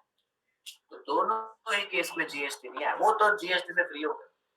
लेकिन मिस्टर मुकेश अंबानी जी इन पे आते, इन्होंने गुड्स को रिमूव किया कि नहीं वेयर हाउस से? इन्होंने खरीदा था ना 60 लाख में, अब ये तो विड्रॉ करेंगे ना, तो इन्होंने 60 लाख में से गुड्स रिमूव किए। ओके, इन्होंने बिल ऑफ एंट्री फाइल की, तो इनको आईजीएसटी भरना पड़ेगा। कौन से अमाउंट पे भरना पड़ेगा वो आ रहा है। अब मिस्टर मुकेश को 50 लाख पे भरना पड़ेगा जो इंपोर्ट किया था वैल्यू वो, या उन्होंने जितने में खरीदा फ्रॉम रतन टाटा 60 लाख, कौन से अमाउंट पे भरना पड़ेगा? आंसर लिखा है whichever is higher. So mister Mukesh को इनवॉइस बताना पड़ेगा कि 60 लाख में खरीदा, अग्रीमेंट दिखाना पड़ेगा कि 60 लाख में खरीदा, एंड बाद में उनको आईजीएसटी पे करना पड़ेगा सर 60 लाख रुपीज। उनको आईजीएसटी पे करना पड़ेगा कौन सा अमाउंट पे? 60 लाख रुपीज पे पे करना पड़ेगा। देखो कितना अच्छा प्रोविजन, डबल टैक्स नहीं लग रहा है। रतन टाटा जी ने इंपोर्ट किया, सिंस वेयर हाउस में थे उन्होंने आईजीएसटी नहीं भरा, उन्होंने वेयर हाउस में थे तब भी बेच दिया, वो शेड्यूल 3 में क्लासिफाई है, उस पे भी आईजीएसटी नहीं आएगा। मिस्टर मुकेश अंबानी जी ने finally bill of entry file किया, तो उन्हें आईजीएसटी पे करना पड़ेगा on whichever is higher, तो 60 लाख पे उनको पे करना पड़ेगा। तो ये है supply of warehouse goods. समझा है कि नहीं समझा, प्लीज बताओ। समझा नहीं? सर तो इसमें बेटर तो यही रहेगा ना कि जो इम्पोर्टर है वो खुद ही ये आईजीएसटी पे करके बाद में ट्रांसफर करेंगे। अगर ऐसा हुआ होता तो 50 लाख पे रतन टाटा जी को आईजीएसटी भरना पड़ता, एंड फिर 60 लाख फिर जब वो सेल करेगा तो वो एडिशनल 10 लाख पे भी जीएसटी भरना ही है, जीएसटी भरना ही है। हाँ, तो गवर्नमेंट को तो पूरा ही रेवेन्यू मिलने वाला है कोई भी केस में। करेक्ट। पहले क्या हो रहा था, पहले का बताता हूँ, फेब 19 के पहले डबल टैक्स हो रहा था। जो इंपोर्टर इंपोर्ट कर रहा था उसको भी आईजीएसटी भरवाते थे ये लोग, एंड जो 60 लाख में वो वापस कर रहा था बिल ऑफ एंट्री उस पे भी आईजीएसटी, तो डबल टैक्स हो रहा था। इसलिए फिर ये लॉ को चेंज किया, एंड अब सही है। गवर्नमेंट को तो पूरे 60 लाख पे मिल ही रहा है, उनको तो कुछ लॉस नहीं। पहले डबल कमा रहे थे, अब प्रॉपर कमा रहे, बस वो फर्क। ठीक है, तो ये हमारा supply of warehouse goods.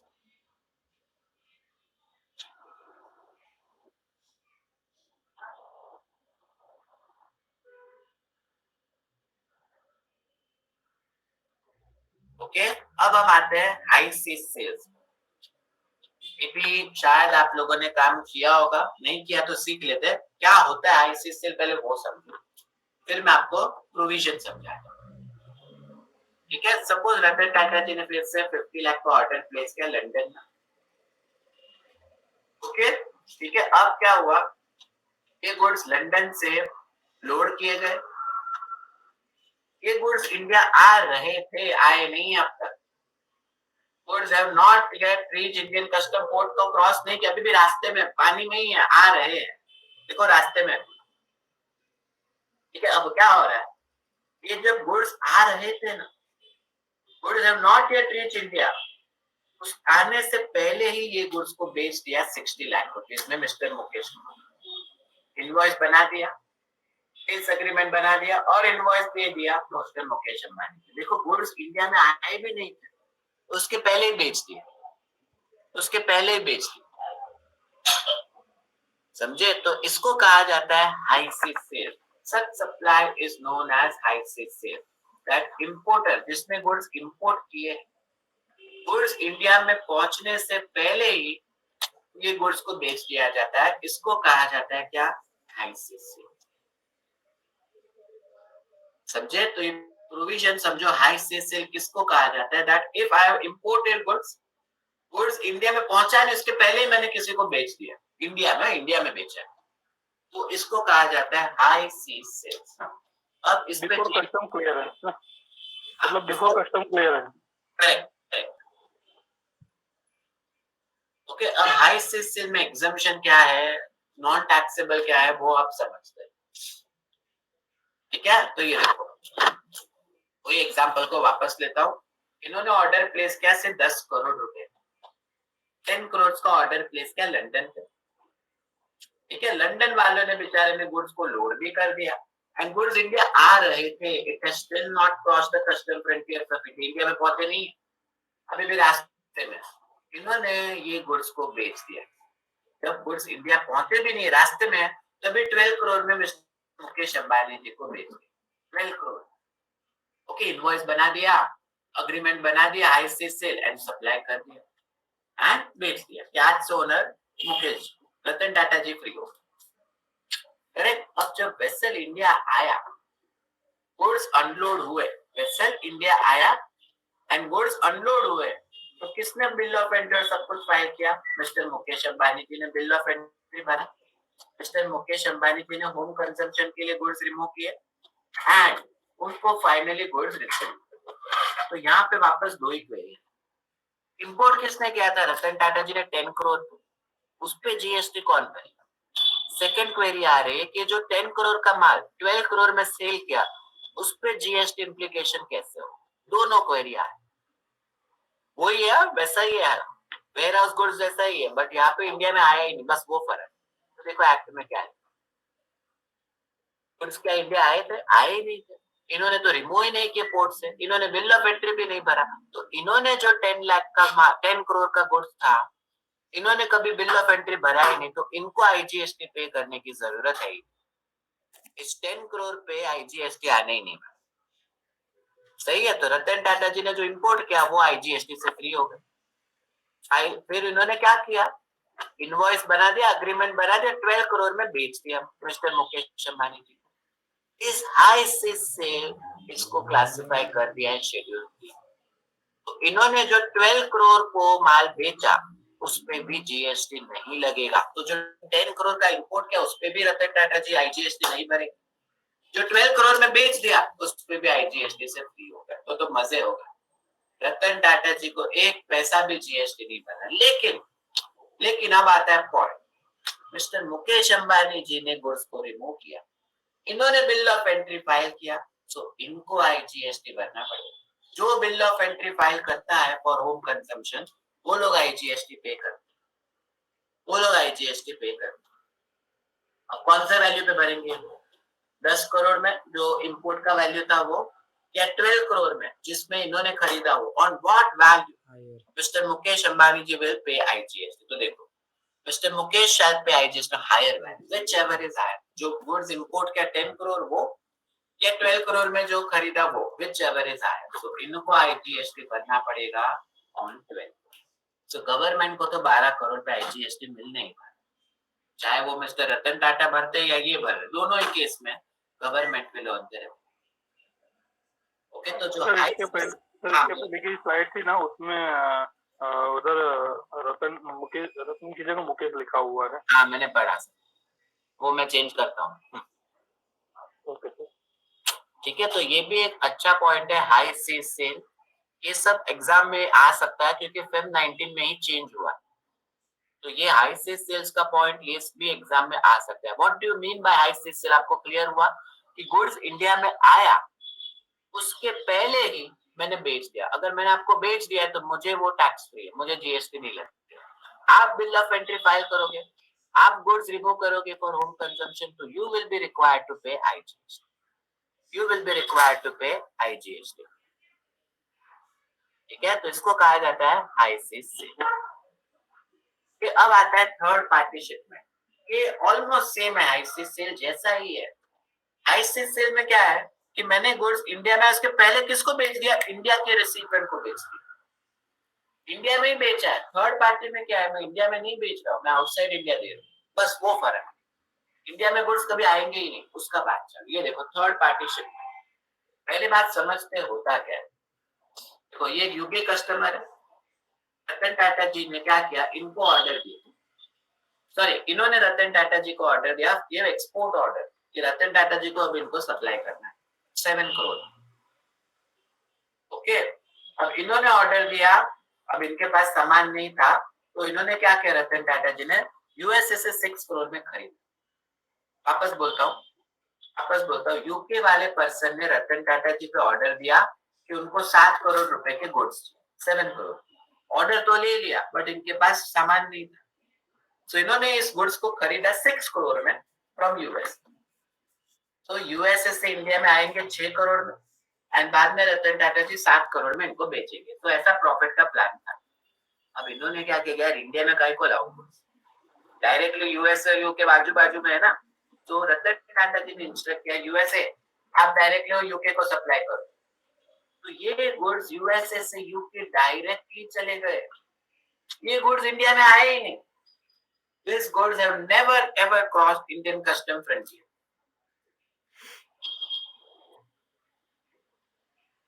ये गुड्स कभी क्रॉस ही नहीं हुए इंडिया में गुड्स।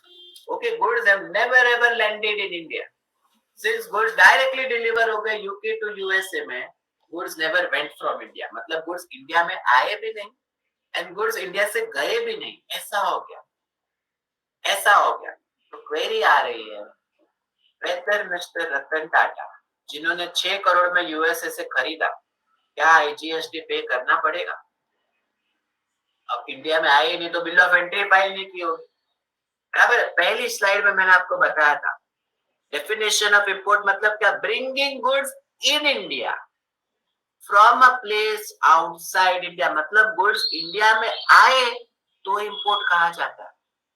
वापस डेफिनेशन क्या बना, इंपोर्ट का डेफिनेशन क्या था, इंपोर्ट ऑफ गुड्स मतलब bringing goods in India from a place outside India. क्या गुड्स इंडिया में आए क्या? यहाँ तो डायरेक्टली यूएसए से यूके चलते हैं, गुड्स कभी इंडिया में आए ही नहीं, उसने बिल ऑफ एंट्री भरा ही नहीं, इसलिए जो ये 6 करोड़ का माल खरीदा उस पे आईजीएसटी अट्रैक्ट नहीं होगा। Do you agree or not? Do you agree or not? इस पे आईजीएसटी अट्रैक्ट हो ही नहीं सकता।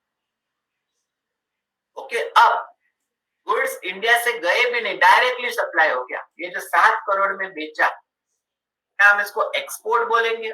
ये जो 7 करोड़ में सप्लाई किया, क्या इसको एक्सपोर्ट कहा जाएगा? तो देखते हैं, ये देखो एक्सपोर्ट का डेफिनेशन क्या है वो सुनो। एक्सपोर्ट ऑफ गुड मतलब taking goods out of India to a place outside India. क्या बोला? एक्सपोर्ट मतलब इंडिया से गुड्स को निकाला, उसको एक्सपोर्ट कहा जाता है।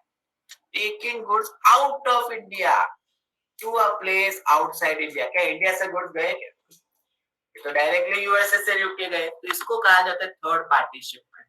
इस थर्ड पार्टी को भी शेड्यूल 3 में क्लासिफाई किया है, Hence, इसको नाइदर गुड्स मानेंगे ना ही सर्विस मानेंगे। इस 7 करोड़ पे भी जीएसटी नहीं आएगा। तो जो 6 करोड़ का माल खरीदा, जो सिंस इंडिया में आया ही नहीं, नो जीएसटी। जो 7 करोड़ का बेचा, सिंस इंडिया से गया ही नहीं, नो जीएसटी। इसको एक्सपोर्ट भी नहीं बोलेंगे, नॉन टैक्सेबल। तो ये भी एक बिजनेस ट्रांजैक्शन है, बड़ी बड़ी कंपनीज में ऐसा होता है। मेरा एक क्लाइंट है, उसमें भी ऐसा होता है कि वो लोग खरीदते हैं श्रीलंका से और देते हैं जापान में, ऐसा तो वहां से डायरेक्टली हो जाता है। ओके, तो ये एक बहुत ही अच्छा पॉइंट है, थर्ड पार्टी शिपमेंट ट्रांजैक्शन। तो समझ देखो, कंपनी में काम किया था, ऐसा होता था, हम लोग करते थे। ओके, तो ये सारी चीजें जब आप जॉब पे इंटरव्यूज पे जाते हो, ये सारी चीजें वहां भी आपको हेल्प करती है कि इंपोर्ट एक्सपोर्ट अगर कोई कंपनी में कर रहे हो तो ये सारे पॉइंटर्स आते ही आते। ओके, तो समरी देखो, original importer suppose Ratan Tata and Mukesh Ambani third person. Supply of warehouse goods मतलब गुड्स पोर्ट पे आए लेकिन टेम्पररी वेयर हाउस में शिफ्ट किए गए। रतन टाटा जी ने तो बिल ऑफ एंट्री भरा ही नहीं क्योंकि वेयर हाउस में, उन्होंने तो टैक्स इनवॉइस बना के अग्रीमेंट बना के बेच दिया। ओके, तो रतन टाटा जी ने ये जो गुड्स मंगवाए जो वेयर हाउस में पड़े, उन्हें आईजीएसटी भरने की जरूरत नहीं। इन्होंने जो गुड्स बेच दिए, वेयर हाउस गुड्स को वेयर हाउस में थे तभी बेच दिए, वो शेड्यूल 3 में कवर है, कोई भी जीएसटी नहीं भरना पड़ेगा। बिल ऑफ एंट्री किसने भरा? मुकेश अंबानी जी ने। इनको आईजीएसटी पे करना पड़ेगा। कौन सा वैल्यू पे? Whichever is higher. ये वेयर हाउस का था। फिर आता है हाई सीज सेल, कि इन्होंने गुड्स को मंगवाए तो सही, लेकिन अभी भी रास्ते में इंडिया में आए ही नहीं, उसके पहले ही बेच दिए, तो goods are in transit. Bill of entry तो सपने में भरेंगे कि आए ही नहीं है, तो नो आईजीएसटी। तो इन्होंने जो इंपोर्ट किया, जो इंडिया में लैंड ही नहीं हुए, उस पर आईजीएसटी भरने की जरूरत है। एंड अब ये जो सप्लाई कर देते हैं, मुकेश अंबानी जी को इनवॉइस बना दिया, वो शेड्यूल 3 में क्लासिफाई, तो उस पर भी जीएसटी नहीं आया। हाँ, लेकिन मुकेश जब गुड्स इंडिया आएंगे, जो मुकेश अंबानी जी लेने जाएंगे, वो बिल ऑफ एंट्री भरेंगे, तो उनको आईजीएसटी पे करना। ये आईसीसीएल। थर्ड पार्टी शिपमेंट क्या है? कि मुझे ऑर्डर मिल, मुझे देना है यूके वाले को, मुझे खरीदना है यूएसए वाले से, तो मैं बोलता हूँ यूएसए वाले तो इंडिया में क्यों दे रहे हैं, डायरेक्टली दे देना यूके में। तो गुड्स इंडिया में आए ही नहीं, तो जो इंपोर्ट किया उस पर बिल ऑफ एंट्री नहीं भरा, तो आईजीएसटी नहीं आएगा। एंड जो थर्ड पार्टी शिपमेंट इंडिया से गए भी नहीं, तो उसको शेड्यूल 3 में डाला है, उस पर भी जीएसटी नहीं आएगा, ये एक्सपोर्ट भी नहीं माना। तो ये था हमारा शेड्यूल 3। आई होप आप सबको क्लियर हो गया। तीनों पॉइंट बहुत इंपॉर्टेंट है। डाउट है किसी को? मैडम, सर, किसी को भी? No, sir. Very good. है तो पूछना, बाद में भी कभी डाउट आए तो पूछ सकते हो, ऐसा कोई रेस्ट्रिक्शन नहीं है। चलो, अब हम आते हैं इंपोर्ट ऑफ सर्विसेज। देखो, गुड्स तो दिखता है यार, पोर्ट पे आ रहा है, एयरपोर्ट से आ रहा है, सब मालूम पड़ रहा है, सर्विस थोड़ी दिखती है। सर्विस तो मैं अभी आपको सर्विस दे रहा हूँ, वैसे इंपोर्ट ऑफ सर्विस कैसे भी हो सकती है, तो इसके बारे में सुनते हैं। Goods are tangible, plane, aircraft, vessel से आते हैं, मूवमेंट दिखती है। सर्विस में तो मूवमेंट ही नहीं दिखती, इंटेंजिबल होते हैं, एसएमएस, मोबाइल, ईमेल कैसे भी कर सकते हैं, movement can not be traced. तो सर्विस कैसे होती है? कुछ कंडीशन सेटिस्फाई करनी पड़ती है तो आता है। Few conditions are required to be satisfied for import of service. कुछ कुछ कंडीशन सेटिस्फाई करनी पड़ती है। देखो, समझो क्या क्या कंडीशन है वो सीखते हैं। गुड्स का तो इजी है, सर्विस में 4 कंडीशन है, प्लीज सुनो। पहली, जो सप्लायर है, he or she should be located outside India, obviously। जिससे मैं सर्विस ले रहा हूँ, सर्विस का बात चल रहा है, जिससे मैं सर्विस ले रहा हूँ वो आउटसाइड इंडिया होना चाहिए। सर्विस मैं ले रहा हूँ, मैं विद इन इंडिया होना चाहिए। Recipient should be within India. Third, place of supply should also be within India. Place of supply should also be within. All the 3 conditions satisfy होने चाहिए for the services to be classified as import. एक भी satisfy नहीं हुई तो import नहीं माना, okay. तो सप्लायर ऑफ सर्विस इंडिया में नहीं होना चाहिए, वो आउटसाइड इंडिया होना चाहिए। रिसिपिएंट इंडिया का होना चाहिए, and most important, place of supply भी इंडिया की। अब कौन जीएसटी भरेगा फॉर इंपोर्ट, वो देख। सपोज मैं इंपोर्टर हूँ, मैं रिसिपिएंट इंडिया का हूँ, मैं ऑस्ट्रेलिया से सर्विस इंपोर्ट कर रहा हूँ 1 लाख रुपए, 1 लाख रुपए की सर्विस इंपोर्ट की। मेरी क्वेरी है, कौन जीएसटी पे भरेगा? ऑस्ट्रेलिया का सप्लायर भरेगा कि मैं आईजीएसटी भरूं? आंसर देखो क्या लिखा है। अगर कोई भी बंदा सर्विस इंपोर्ट करता है, तो रिसिपिएंट जो सर्विस इंपोर्ट कर रहा है, जो भी पर्सन सर्विस इंपोर्ट कर रहा है, he shall pay IGST under reverse charge mechanism. He shall pay IGST. मैंने सर्विस इंपोर्ट की है तो मैं जीएसटी भरूंगा रिवर्स चार्ज मैकेनिज्म। कौन सा भरूंगा? आईजीएसटी भरूंगा। अब किसी के माइंड में क्वेरी है कि मैं अगर अनरजिस्टर होऊंगा तो मेरे पास जीएसटी नंबर नहीं है, तो मुझे जीएसटी नंबर लेना होगा, एंड देन मैं रिवर्स चार्ज में इसको पे करूँ। I will take GST registration and I will pay GST under reverse charge mechanism. ठीक है? तो देखो, हमेशा जो भी बंदा सर्विस इंपोर्ट करता है उसी को भरना। अगर आप इंपोर्ट करोगे तो आपको भरना। चलो, इसके रिलेशन में 2 केस स्टडी बना है, वो सुनो। मैं एक इंपोर्टर हूँ, इंडिया में लोकेटेड हूँ, supplier outside India located, Australia में। मैं क्या ले रहा हूँ? बिजनेस कंसल्टेंसी सर्विस ले रहा हूँ, कोई भी कंसल्टेंसी सर्विस ले रहा हूँ। इंपोर्ट किए मैंने 50,000 रुपीज पे किए, सही है। मैंने इस सर्विस को यूज किया है विद इन इंडिया, मैंने इंडिया में इसको यूज किया, ओके। प्लेस ऑफ सप्लाई भी इंडिया का हो गया, सारी कंडीशन सेटिस्फाई हो गई। सप्लायर आउटसाइड इंडिया है, मैं विद इन इंडिया हूँ, प्लेस ऑफ सप्लाई भी इंडिया है। देखो इंपोर्टर, मैं विद इन इंडिया हूँ, supplier outside India, place of supply भी इंडिया। सिंस सारी कंडीशन सेटिस्फाई हो गई, मैं इस पे आईजीएसटी पे करूंगा अंडर रिवर्स चार्ज, और रेट सर्विस का 18% ही होता है मैक्सिमम, ओके। सो मैं 9,000 का आईजीएसटी पे करूंगा, तीनों कंडीशन सेटिस्फाई होनी चाहिए, ठीक है। अब आता है, सुनो, import of service as per 7(1)(b), इसको समझो। सेक्शन नंबर गोली मारो, सुनो क्या कहता है। अगर मैं सर्विस इंपोर्ट करता हूं फॉर माय बिजनेस पर्पस, अगर मैं सर्विस इंपोर्ट करता हूं चाहे मेरे बिजनेस के लिए चाहे मेरे पर्सनल पर्पस के लिए, दोनों ही केस में अगर मैंने पैसा दिया है, अगर कंसिडरेशन पे किया है, तो I will pay IGST under reverse charge. वापस पढ़ो क्या कहा मैंने। अगर मैंने सर्विस इंपोर्ट की है फॉर बिजनेस पर्पस, या मैंने सर्विस इंपोर्ट किया फॉर माय पर्सनल पर्पस, अगर मैंने कंसिडरेशन पे किया है, I will pay IGST under reverse charge mechanism. तो अगर आप सर्विस इंपोर्ट कर रहे हो for a personal purpose also, अगर आपने पैसा दिया है, जीएसटी भरना पड़ेगा। ये रूल देखो, ये डेंजरस रूल है। सुनो इसकी केस स्टडी सुनो। जैसे मैं इंपोर्टर हूँ इंडिया का, मैंने आर्किटेक्ट सर्विस इंपोर्ट की, किसी यूके के आर्किटेक्ट से ड्राइंग मंगवा लिया, ये देखो उसने पूरा ड्राइंग बना के दिया, कैसे काम करो वैसे काम करो, ये कंस्ट्रक्शन करो, ये पूरी सर्विसेज मैंने इंपोर्ट की, एंड बाद में मैं शॉपिंग मॉल बनवा रहा हूँ because of that drawing, okay. तो इसके लिए मैंने 5 लाख रुपए पे किए उसकी ड्राइंग की, ठीक है। क्वेरी आ रही है क्या मुझे इस पे आईजीएसटी भरना पड़ेगा? तो देखो लिखा है, अगर सप्लायर, देखो पहला सप्लायर कहाँ का है, यूके का है, कंडीशन 1 सेटिस्फाई। मैं कहाँ का हूँ, इंडिया का हूँ, सो कंडीशन 2 आल्सो सेटिस्फाई।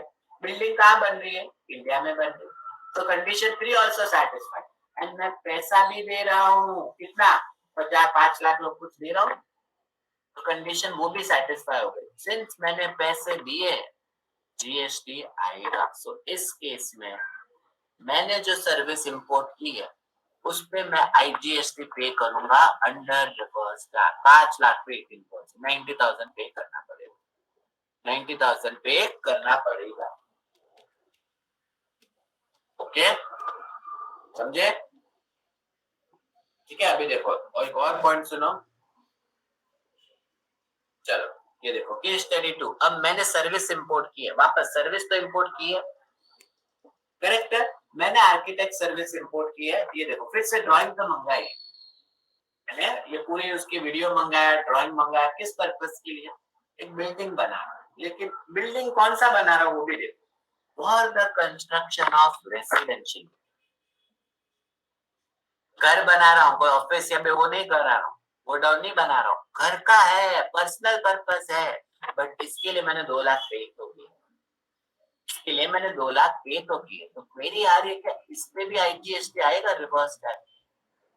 देखो लिखा है कंडीशन 1, सप्लायर किधर है, आउटसाइड इंडिया, मैं कहाँ का हूँ, विद इन इंडिया, बिल्डिंग कहाँ बन रही है, विद इन इंडिया। सो तीनों कंडीशन सेटिस्फाइड। मोस्ट इंपोर्टेंट, मैंने पैसे दिए, I have paid consideration of some 2 lakh rupees to the supplier, so वो भी satisfy हो गई। Since मैंने पैसे दिए, आईजीएसटी यहाँ भी आएगा। तो अगर मैं सर्विस इंपोर्ट कर रहा हूँ, whether for my personal purpose or for my business purpose, IGST attract होने वाला है। So 36,000 बनना, no option बनना, okay? तो ये चीज ध्यान रखो, ये केस स्टडी 1 and 2 था आपके लिए,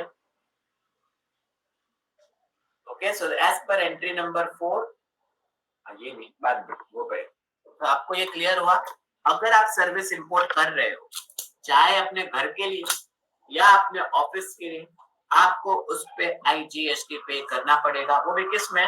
रिवर्स चार्ज में। क्या जो सर्विस इंपोर्ट करता है उसको आईजीएसटी पे करना पड़ता है।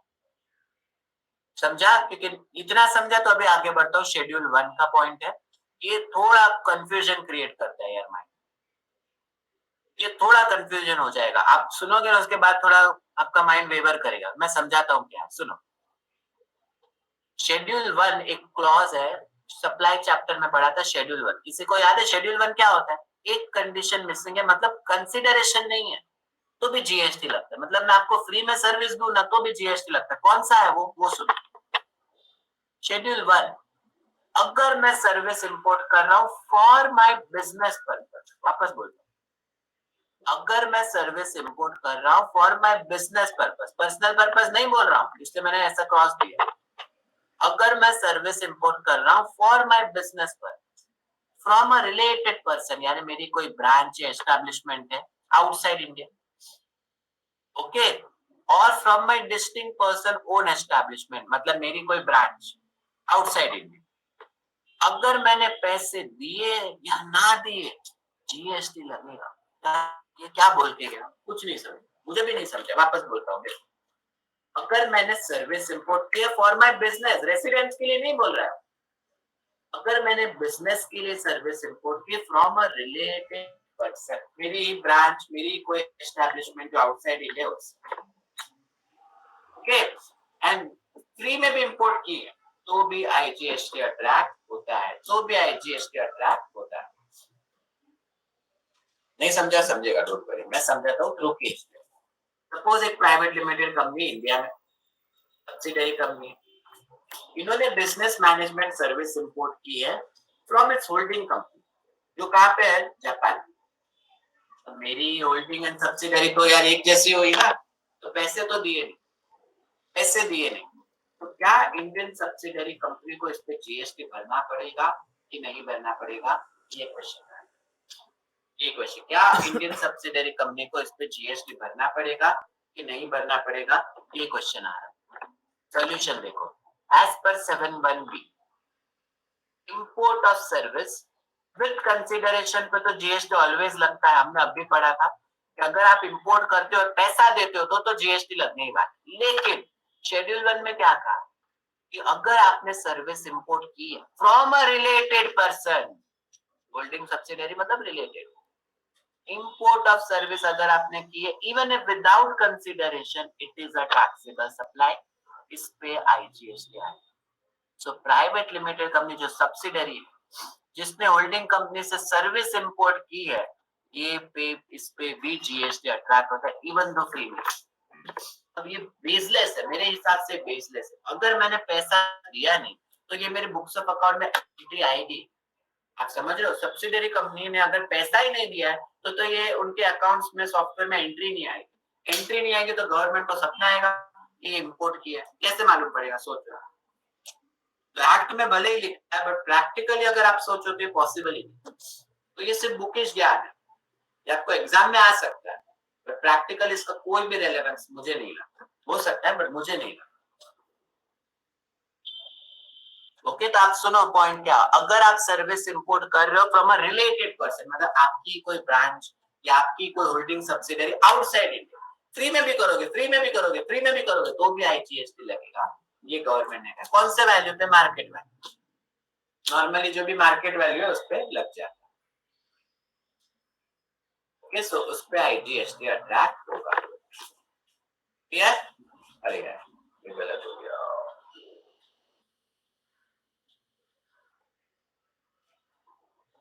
ठीक है, तो ये हमारा छोटा सा पॉइंट था इंपोर्ट ऑफ सर्विस पे। किसी को डाउट है कि मैं नेक्स्ट पॉइंट पे जाऊं, ऑर्डर सर्विस पे? ऑर्डर पे जाऊं, इंपोर्ट में फ्री में भी करोगे, रिलेटेड पर्सन जीएसटी लग जाता है। अनरिलेटेड में चाहे पर्सनल से करो कि बिजनेस के, पैसा दिया है तो जीएसटी लग जाता है, वैसा है। ऑर्डर पे मैं आगे स्टार्ट कर सकता हूं? किसी को डाउट है तो प्लीज पूछो।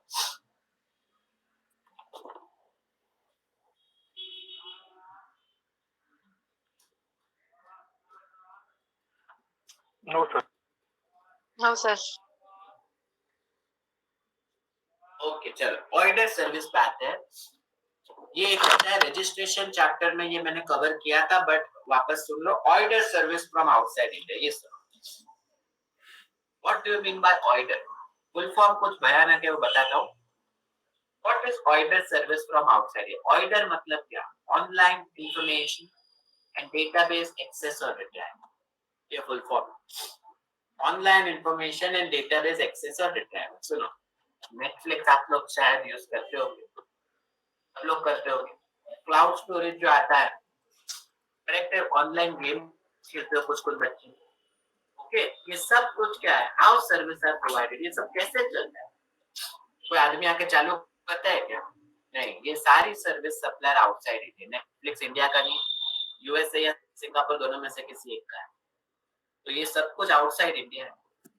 इनका प्लेस ऑफ बिजनेस इंडिया में ही नहीं. नेटफ्लिक्स का कोई टावर भी नहीं इंडिया में, सब कुछ आउटसाइड इंडिया. तो ऑनलाइन गेम्स खेलते हो तो ये सब आउटसाइड इंडिया की होती है, चाइना की है वो पबजी और वो सब. सही है. Entire service are provided through technology, IT से होती है. कोई ह्यूमन इंटरवेंशन नहीं होता है. कोई भी कोई ह्यूमन आके थोड़ी गेम चालू करके जाता है आपके लिए. आप डायरेक्टली डाउनलोड कर सकते हो, डायरेक्टली नेटफ्लिक्स कर सकते हो. कोई आदमी आके आपको हेल्प करता है क्या डाउनलोडिंग? नहीं. No human is providing service, everything is online. Everything is online. तो इसको कहा जाता है ऑर्डर. ऑर्डर मतलब क्या? कि पूरा टेक्नोलॉजी से चलता है, कोई भी ह्यूमन इंटरवेंशन नहीं होता. कुछ एग्जांपल देता हूँ. Netflix, cloud and online game.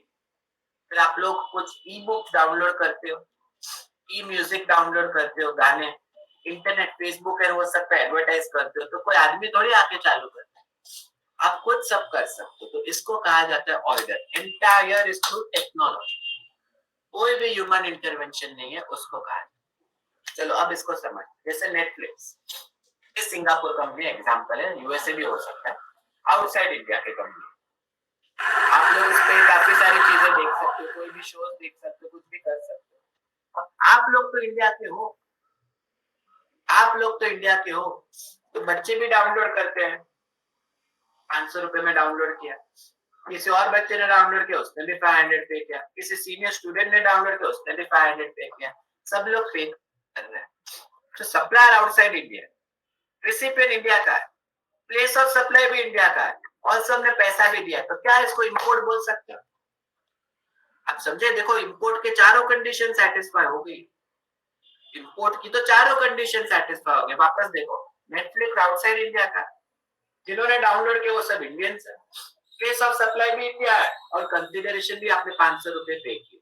तो क्या इस पे बच्चों को मैं बोलूं तुम लोग जीएसटी में रजिस्टर हो, रिवर्स चार्ज भरो, बोल सकता हूँ? हाँ, बच्चों को बोलो चलो रजिस्टर हो जीएसटी में, आरसीएम भरो. पागल हो क्या? ऐसा नहीं पॉसिबल है. इसीलिए देखो गवर्नमेंट ने क्या किया कि अगर सर्विस प्रोवाइडर आउटसाइड इंडिया, जैसे नेटफ्लिक्स और वो सब online game, service receiver India है, नॉन टैक्सेबल, मतलब मेरे जैसे पर्सनल पर्पस के लिए, नॉन टैक्सेबल ऑनलाइन रिसीवर. यानी मैं टाइम पास के लिए गेम्स खेल रहा हूँ, मैंने ऐसे ही नेटफ्लिक्स टाइम पास के लिए, रेस्ट के लिए डाउनलोड किया है. इंडिविजुअल जो पर्सनल पर्पस के लिए यूज करता है वो लोग की बात कर. ऑर्डर उस पे इनवॉइस रेज करता है, बराबर है.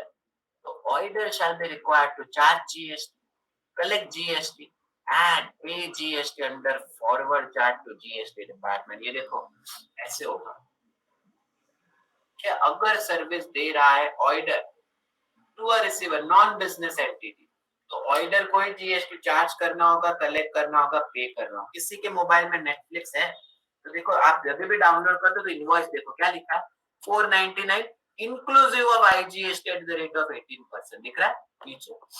मतलब नेटफ्लिक्स उस पे जीएसटी लगा रहा है, आप लोग जीएसटी नहीं भर रहे हो, रिवर्स चार्ज. नेटफ्लिक्स जो ऑर्डर है, जो इंडिया का कंपनी तक नहीं है, उसने भी इंडिया में जीएसटी नंबर लिया है एंड पे कर. सब लोग ने जूम सॉफ्टवेयर यूज किया है क्या? जूम, वो भी एक यूएसए कंपनी है. अगर आप जूम का पेड वर्जन डाउनलोड करते हो ना, तो वो भी आईजीएसटी लगाता है. 1 मिनट, वो भी मैं दिखा देता हूँ. 1 सेकेंड, वो मैं दिखाता हूँ.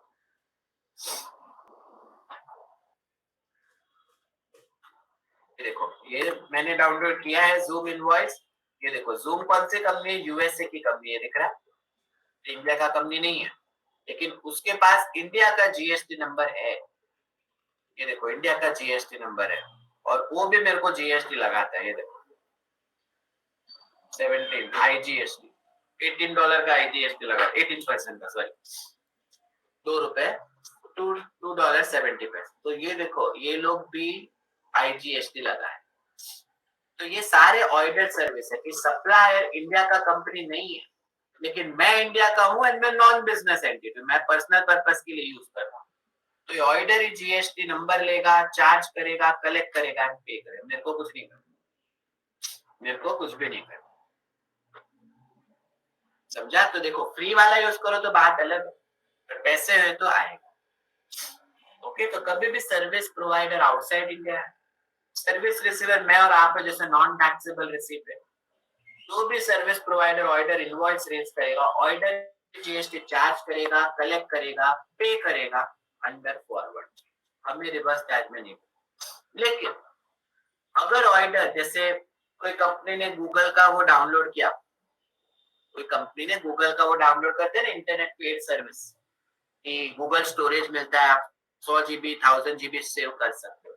तो अगर सर्विस प्रोवाइडर ऑर्डर है आउटसाइड इंडिया, सर्विस रिसीवर कोई बिजनेस एंटिटी है, कंपनी एलएलपी, उन्होंने कंपनी एलएलपी एक्ट, जो भी पर्सन बिजनेस कर रहा है, पर्सनल के लिए नहीं है, गेमिंग के लिए नहीं है, बिजनेस के लिए, तो ऑर्डर जो भी सर्विस प्रोवाइड करेगा, इस पे ऑर्डर जीएसटी नहीं भरेगा, रिसिपेंट जीएसटी भरेगा रिवर्स चार्ज में। ऐसे लिखा है, ऐसे लिखा है।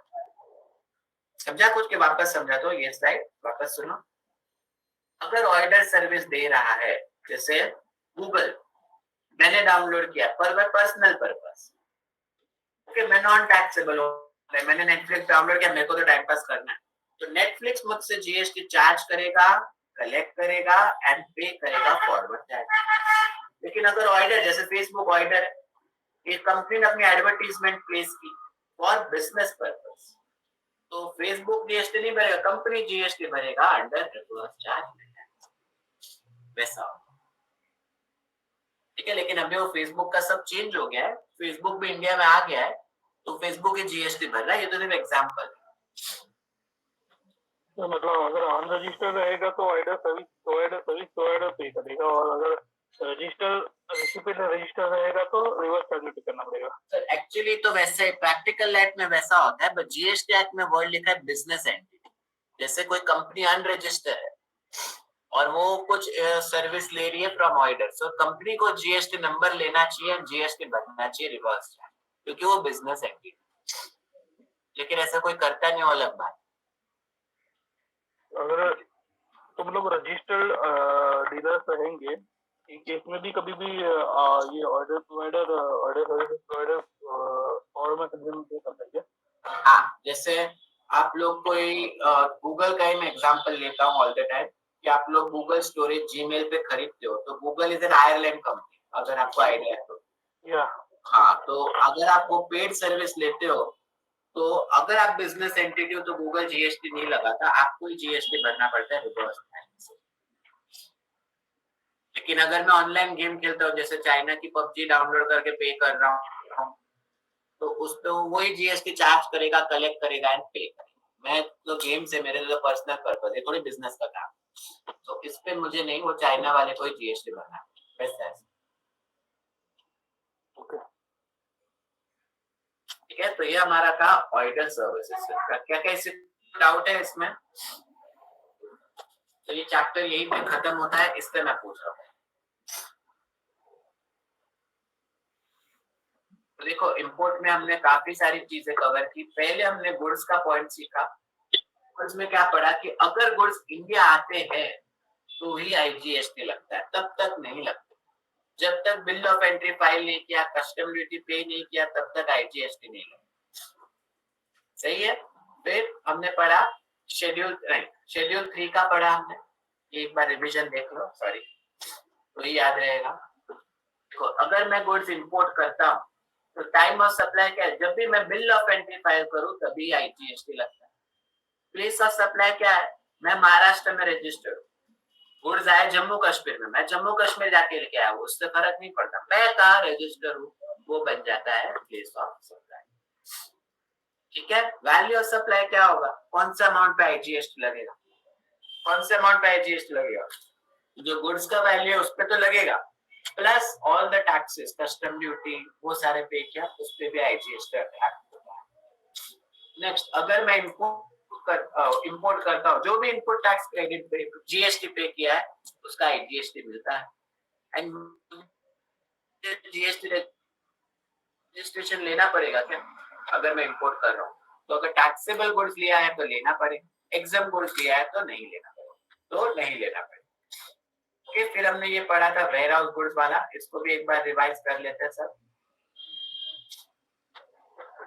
ये वाला कि अगर मैंने इंपोर्ट किया है गुड्स, ठीक है, गुड्स को मैंने टेम्पररी वेयर हाउस में शिफ्ट कर दिया, ओके, गुड्स को मैंने कहा शिफ्ट कर दिया वेयर हाउस, तो मैंने तो बिल ऑफ एंट्री भरी ही नहीं है, करेक्ट है, एंड जब भी गुड्स वेयर हाउस में थे तभी बेच दिए इस गुड्स को, ओके, तो मैंने जो इंपोर्ट किया मुझे आईजीएसटी नहीं भरना है। अगर गुड्स वेयर हाउस में मैं बेच देता हूँ तो शेड्यूल 3 में क्लासिफाई, कोई भी जीएसटी नहीं, ठीक है, लेकिन जिसने खरीदा गुड्स, जो बिल ऑफ एंट्री फाइल करेगा उसको आईजीएसटी पे करना पड़ेगा, क्योंकि वो गुड्स होम कंजम्पशन के लिए रिमूव कर, लेकिन अगर गुड्स से मैंने इंपोर्ट किया, ये गुड्स अभी भी रास्ते में पहुंचे नहीं है, अभी भी रास्ते में, करेक्ट है, ये गुड्स अभी भी ट्रांजिट में, बिल ऑफ एंट्री फाइल नहीं किया है तो कोई आईजीएसटी इंपोर्ट पे नहीं आएगा। एंड सिंस गुड्स रास्ते में मैंने बेच दिए तो इस हाई सीज सेल को शेड्यूल 3 में क्लासिफाई किया, जीएसटी नहीं है। अब जब ये गुड्स इंडिया आए, मुकेश अंबानी जी ने जब इसको खरीदा तब इस पे आईजीएसटी अट्रैक्ट हो जाए, लास्ट सपोज मुझे यूके से ऑर्डर आया कि मुझे देना है एक्सपोर्ट 7 करोड़ रुपए, तो मैं खरीदता हूँ 6 करोड़ में, मैं यूएस वाले को बोलता हूँ डायरेक्टली यूके में दे, यूएसए वाले को बोलता हूँ डायरेक्टली यूके में दे, ओके, तो गुड्स कभी इंडिया में आए ही नहीं, मैंने बिल ऑफ एंट्री फाइल ही नहीं किया तो जीएसटी नहीं आया। सिंस गुड्स इंडिया से गए भी नहीं है तो ये शेड्यूल 3 में क्लासिफाई है, इसको भी हम एक्सपोर्ट नहीं मानेंगे, जीएसटी नहीं। ओके, तो ये हमारा एक अच्छा सा इंपॉर्टेंट चैप्टर था जो यहाँ पे कंप्लीट होता है। किसी को इस चैप्टर में डाउट है तो प्लीज पूछ लीजिए।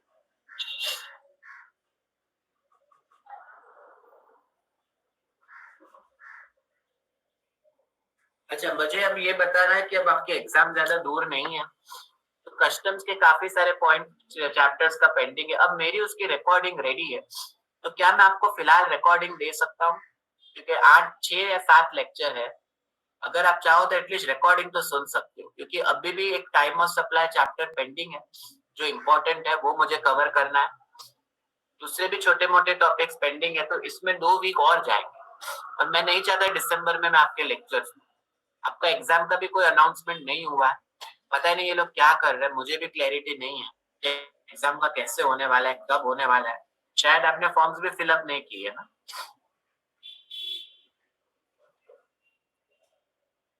आपने फॉर्म भर दिए क्या सारे? Yes, sir. 9 December से एग्जाम है, सॉरी 8 दिसंबर।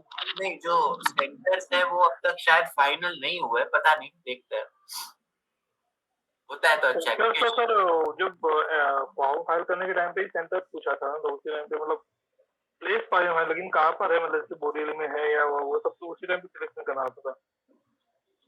चलो ठीक है, देखते, होता है तो बेस्ट है, पर मैं मीनवाइल आपको कस्टम्स के जो 5 या 6 लेक्चर है वो मेरी रिकॉर्डिंग रेडी है, वो मैं आपको शेयर कर देता हूँ ग्रुप में, हो सके तो आप एटलीस्ट उसकी स्टडी स्टार्ट कर दो ताकि आपका टाइम वेस्ट ना हो। दिसंबर में मैं नहीं चाहता आपको एक भी लेक्चर लूं, मैं ट्राई करता हूँ सब कुछ खत्म करने की, काफी सारे चैप्टर्स हो चुके हैं जीएसटी में, 2-3 चैप्टर या टाइम और सप्लाई चैप्टर आपका अभी भी पेंडिंग है जो मुझे याद है, वो मैं नेक्स्ट वीक करवाता हूँ।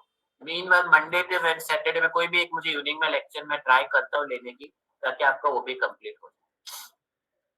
ओके, तो आज के लिए इतना ही था, अभी भी रिवर्स चार्ज के एक छोटा सा टॉपिक पेंडिंग है हाफ एन आवर का, बट वो मेरा पीपीटी हाफ ही रेडी हुआ आज तक, तो मैं आज नहीं करवा पाऊंगा, वो भी मैं आपका ले लूंगा। ओके, तो thank you so much each and everyone, चलो good bye. Okay, sir. Thank you.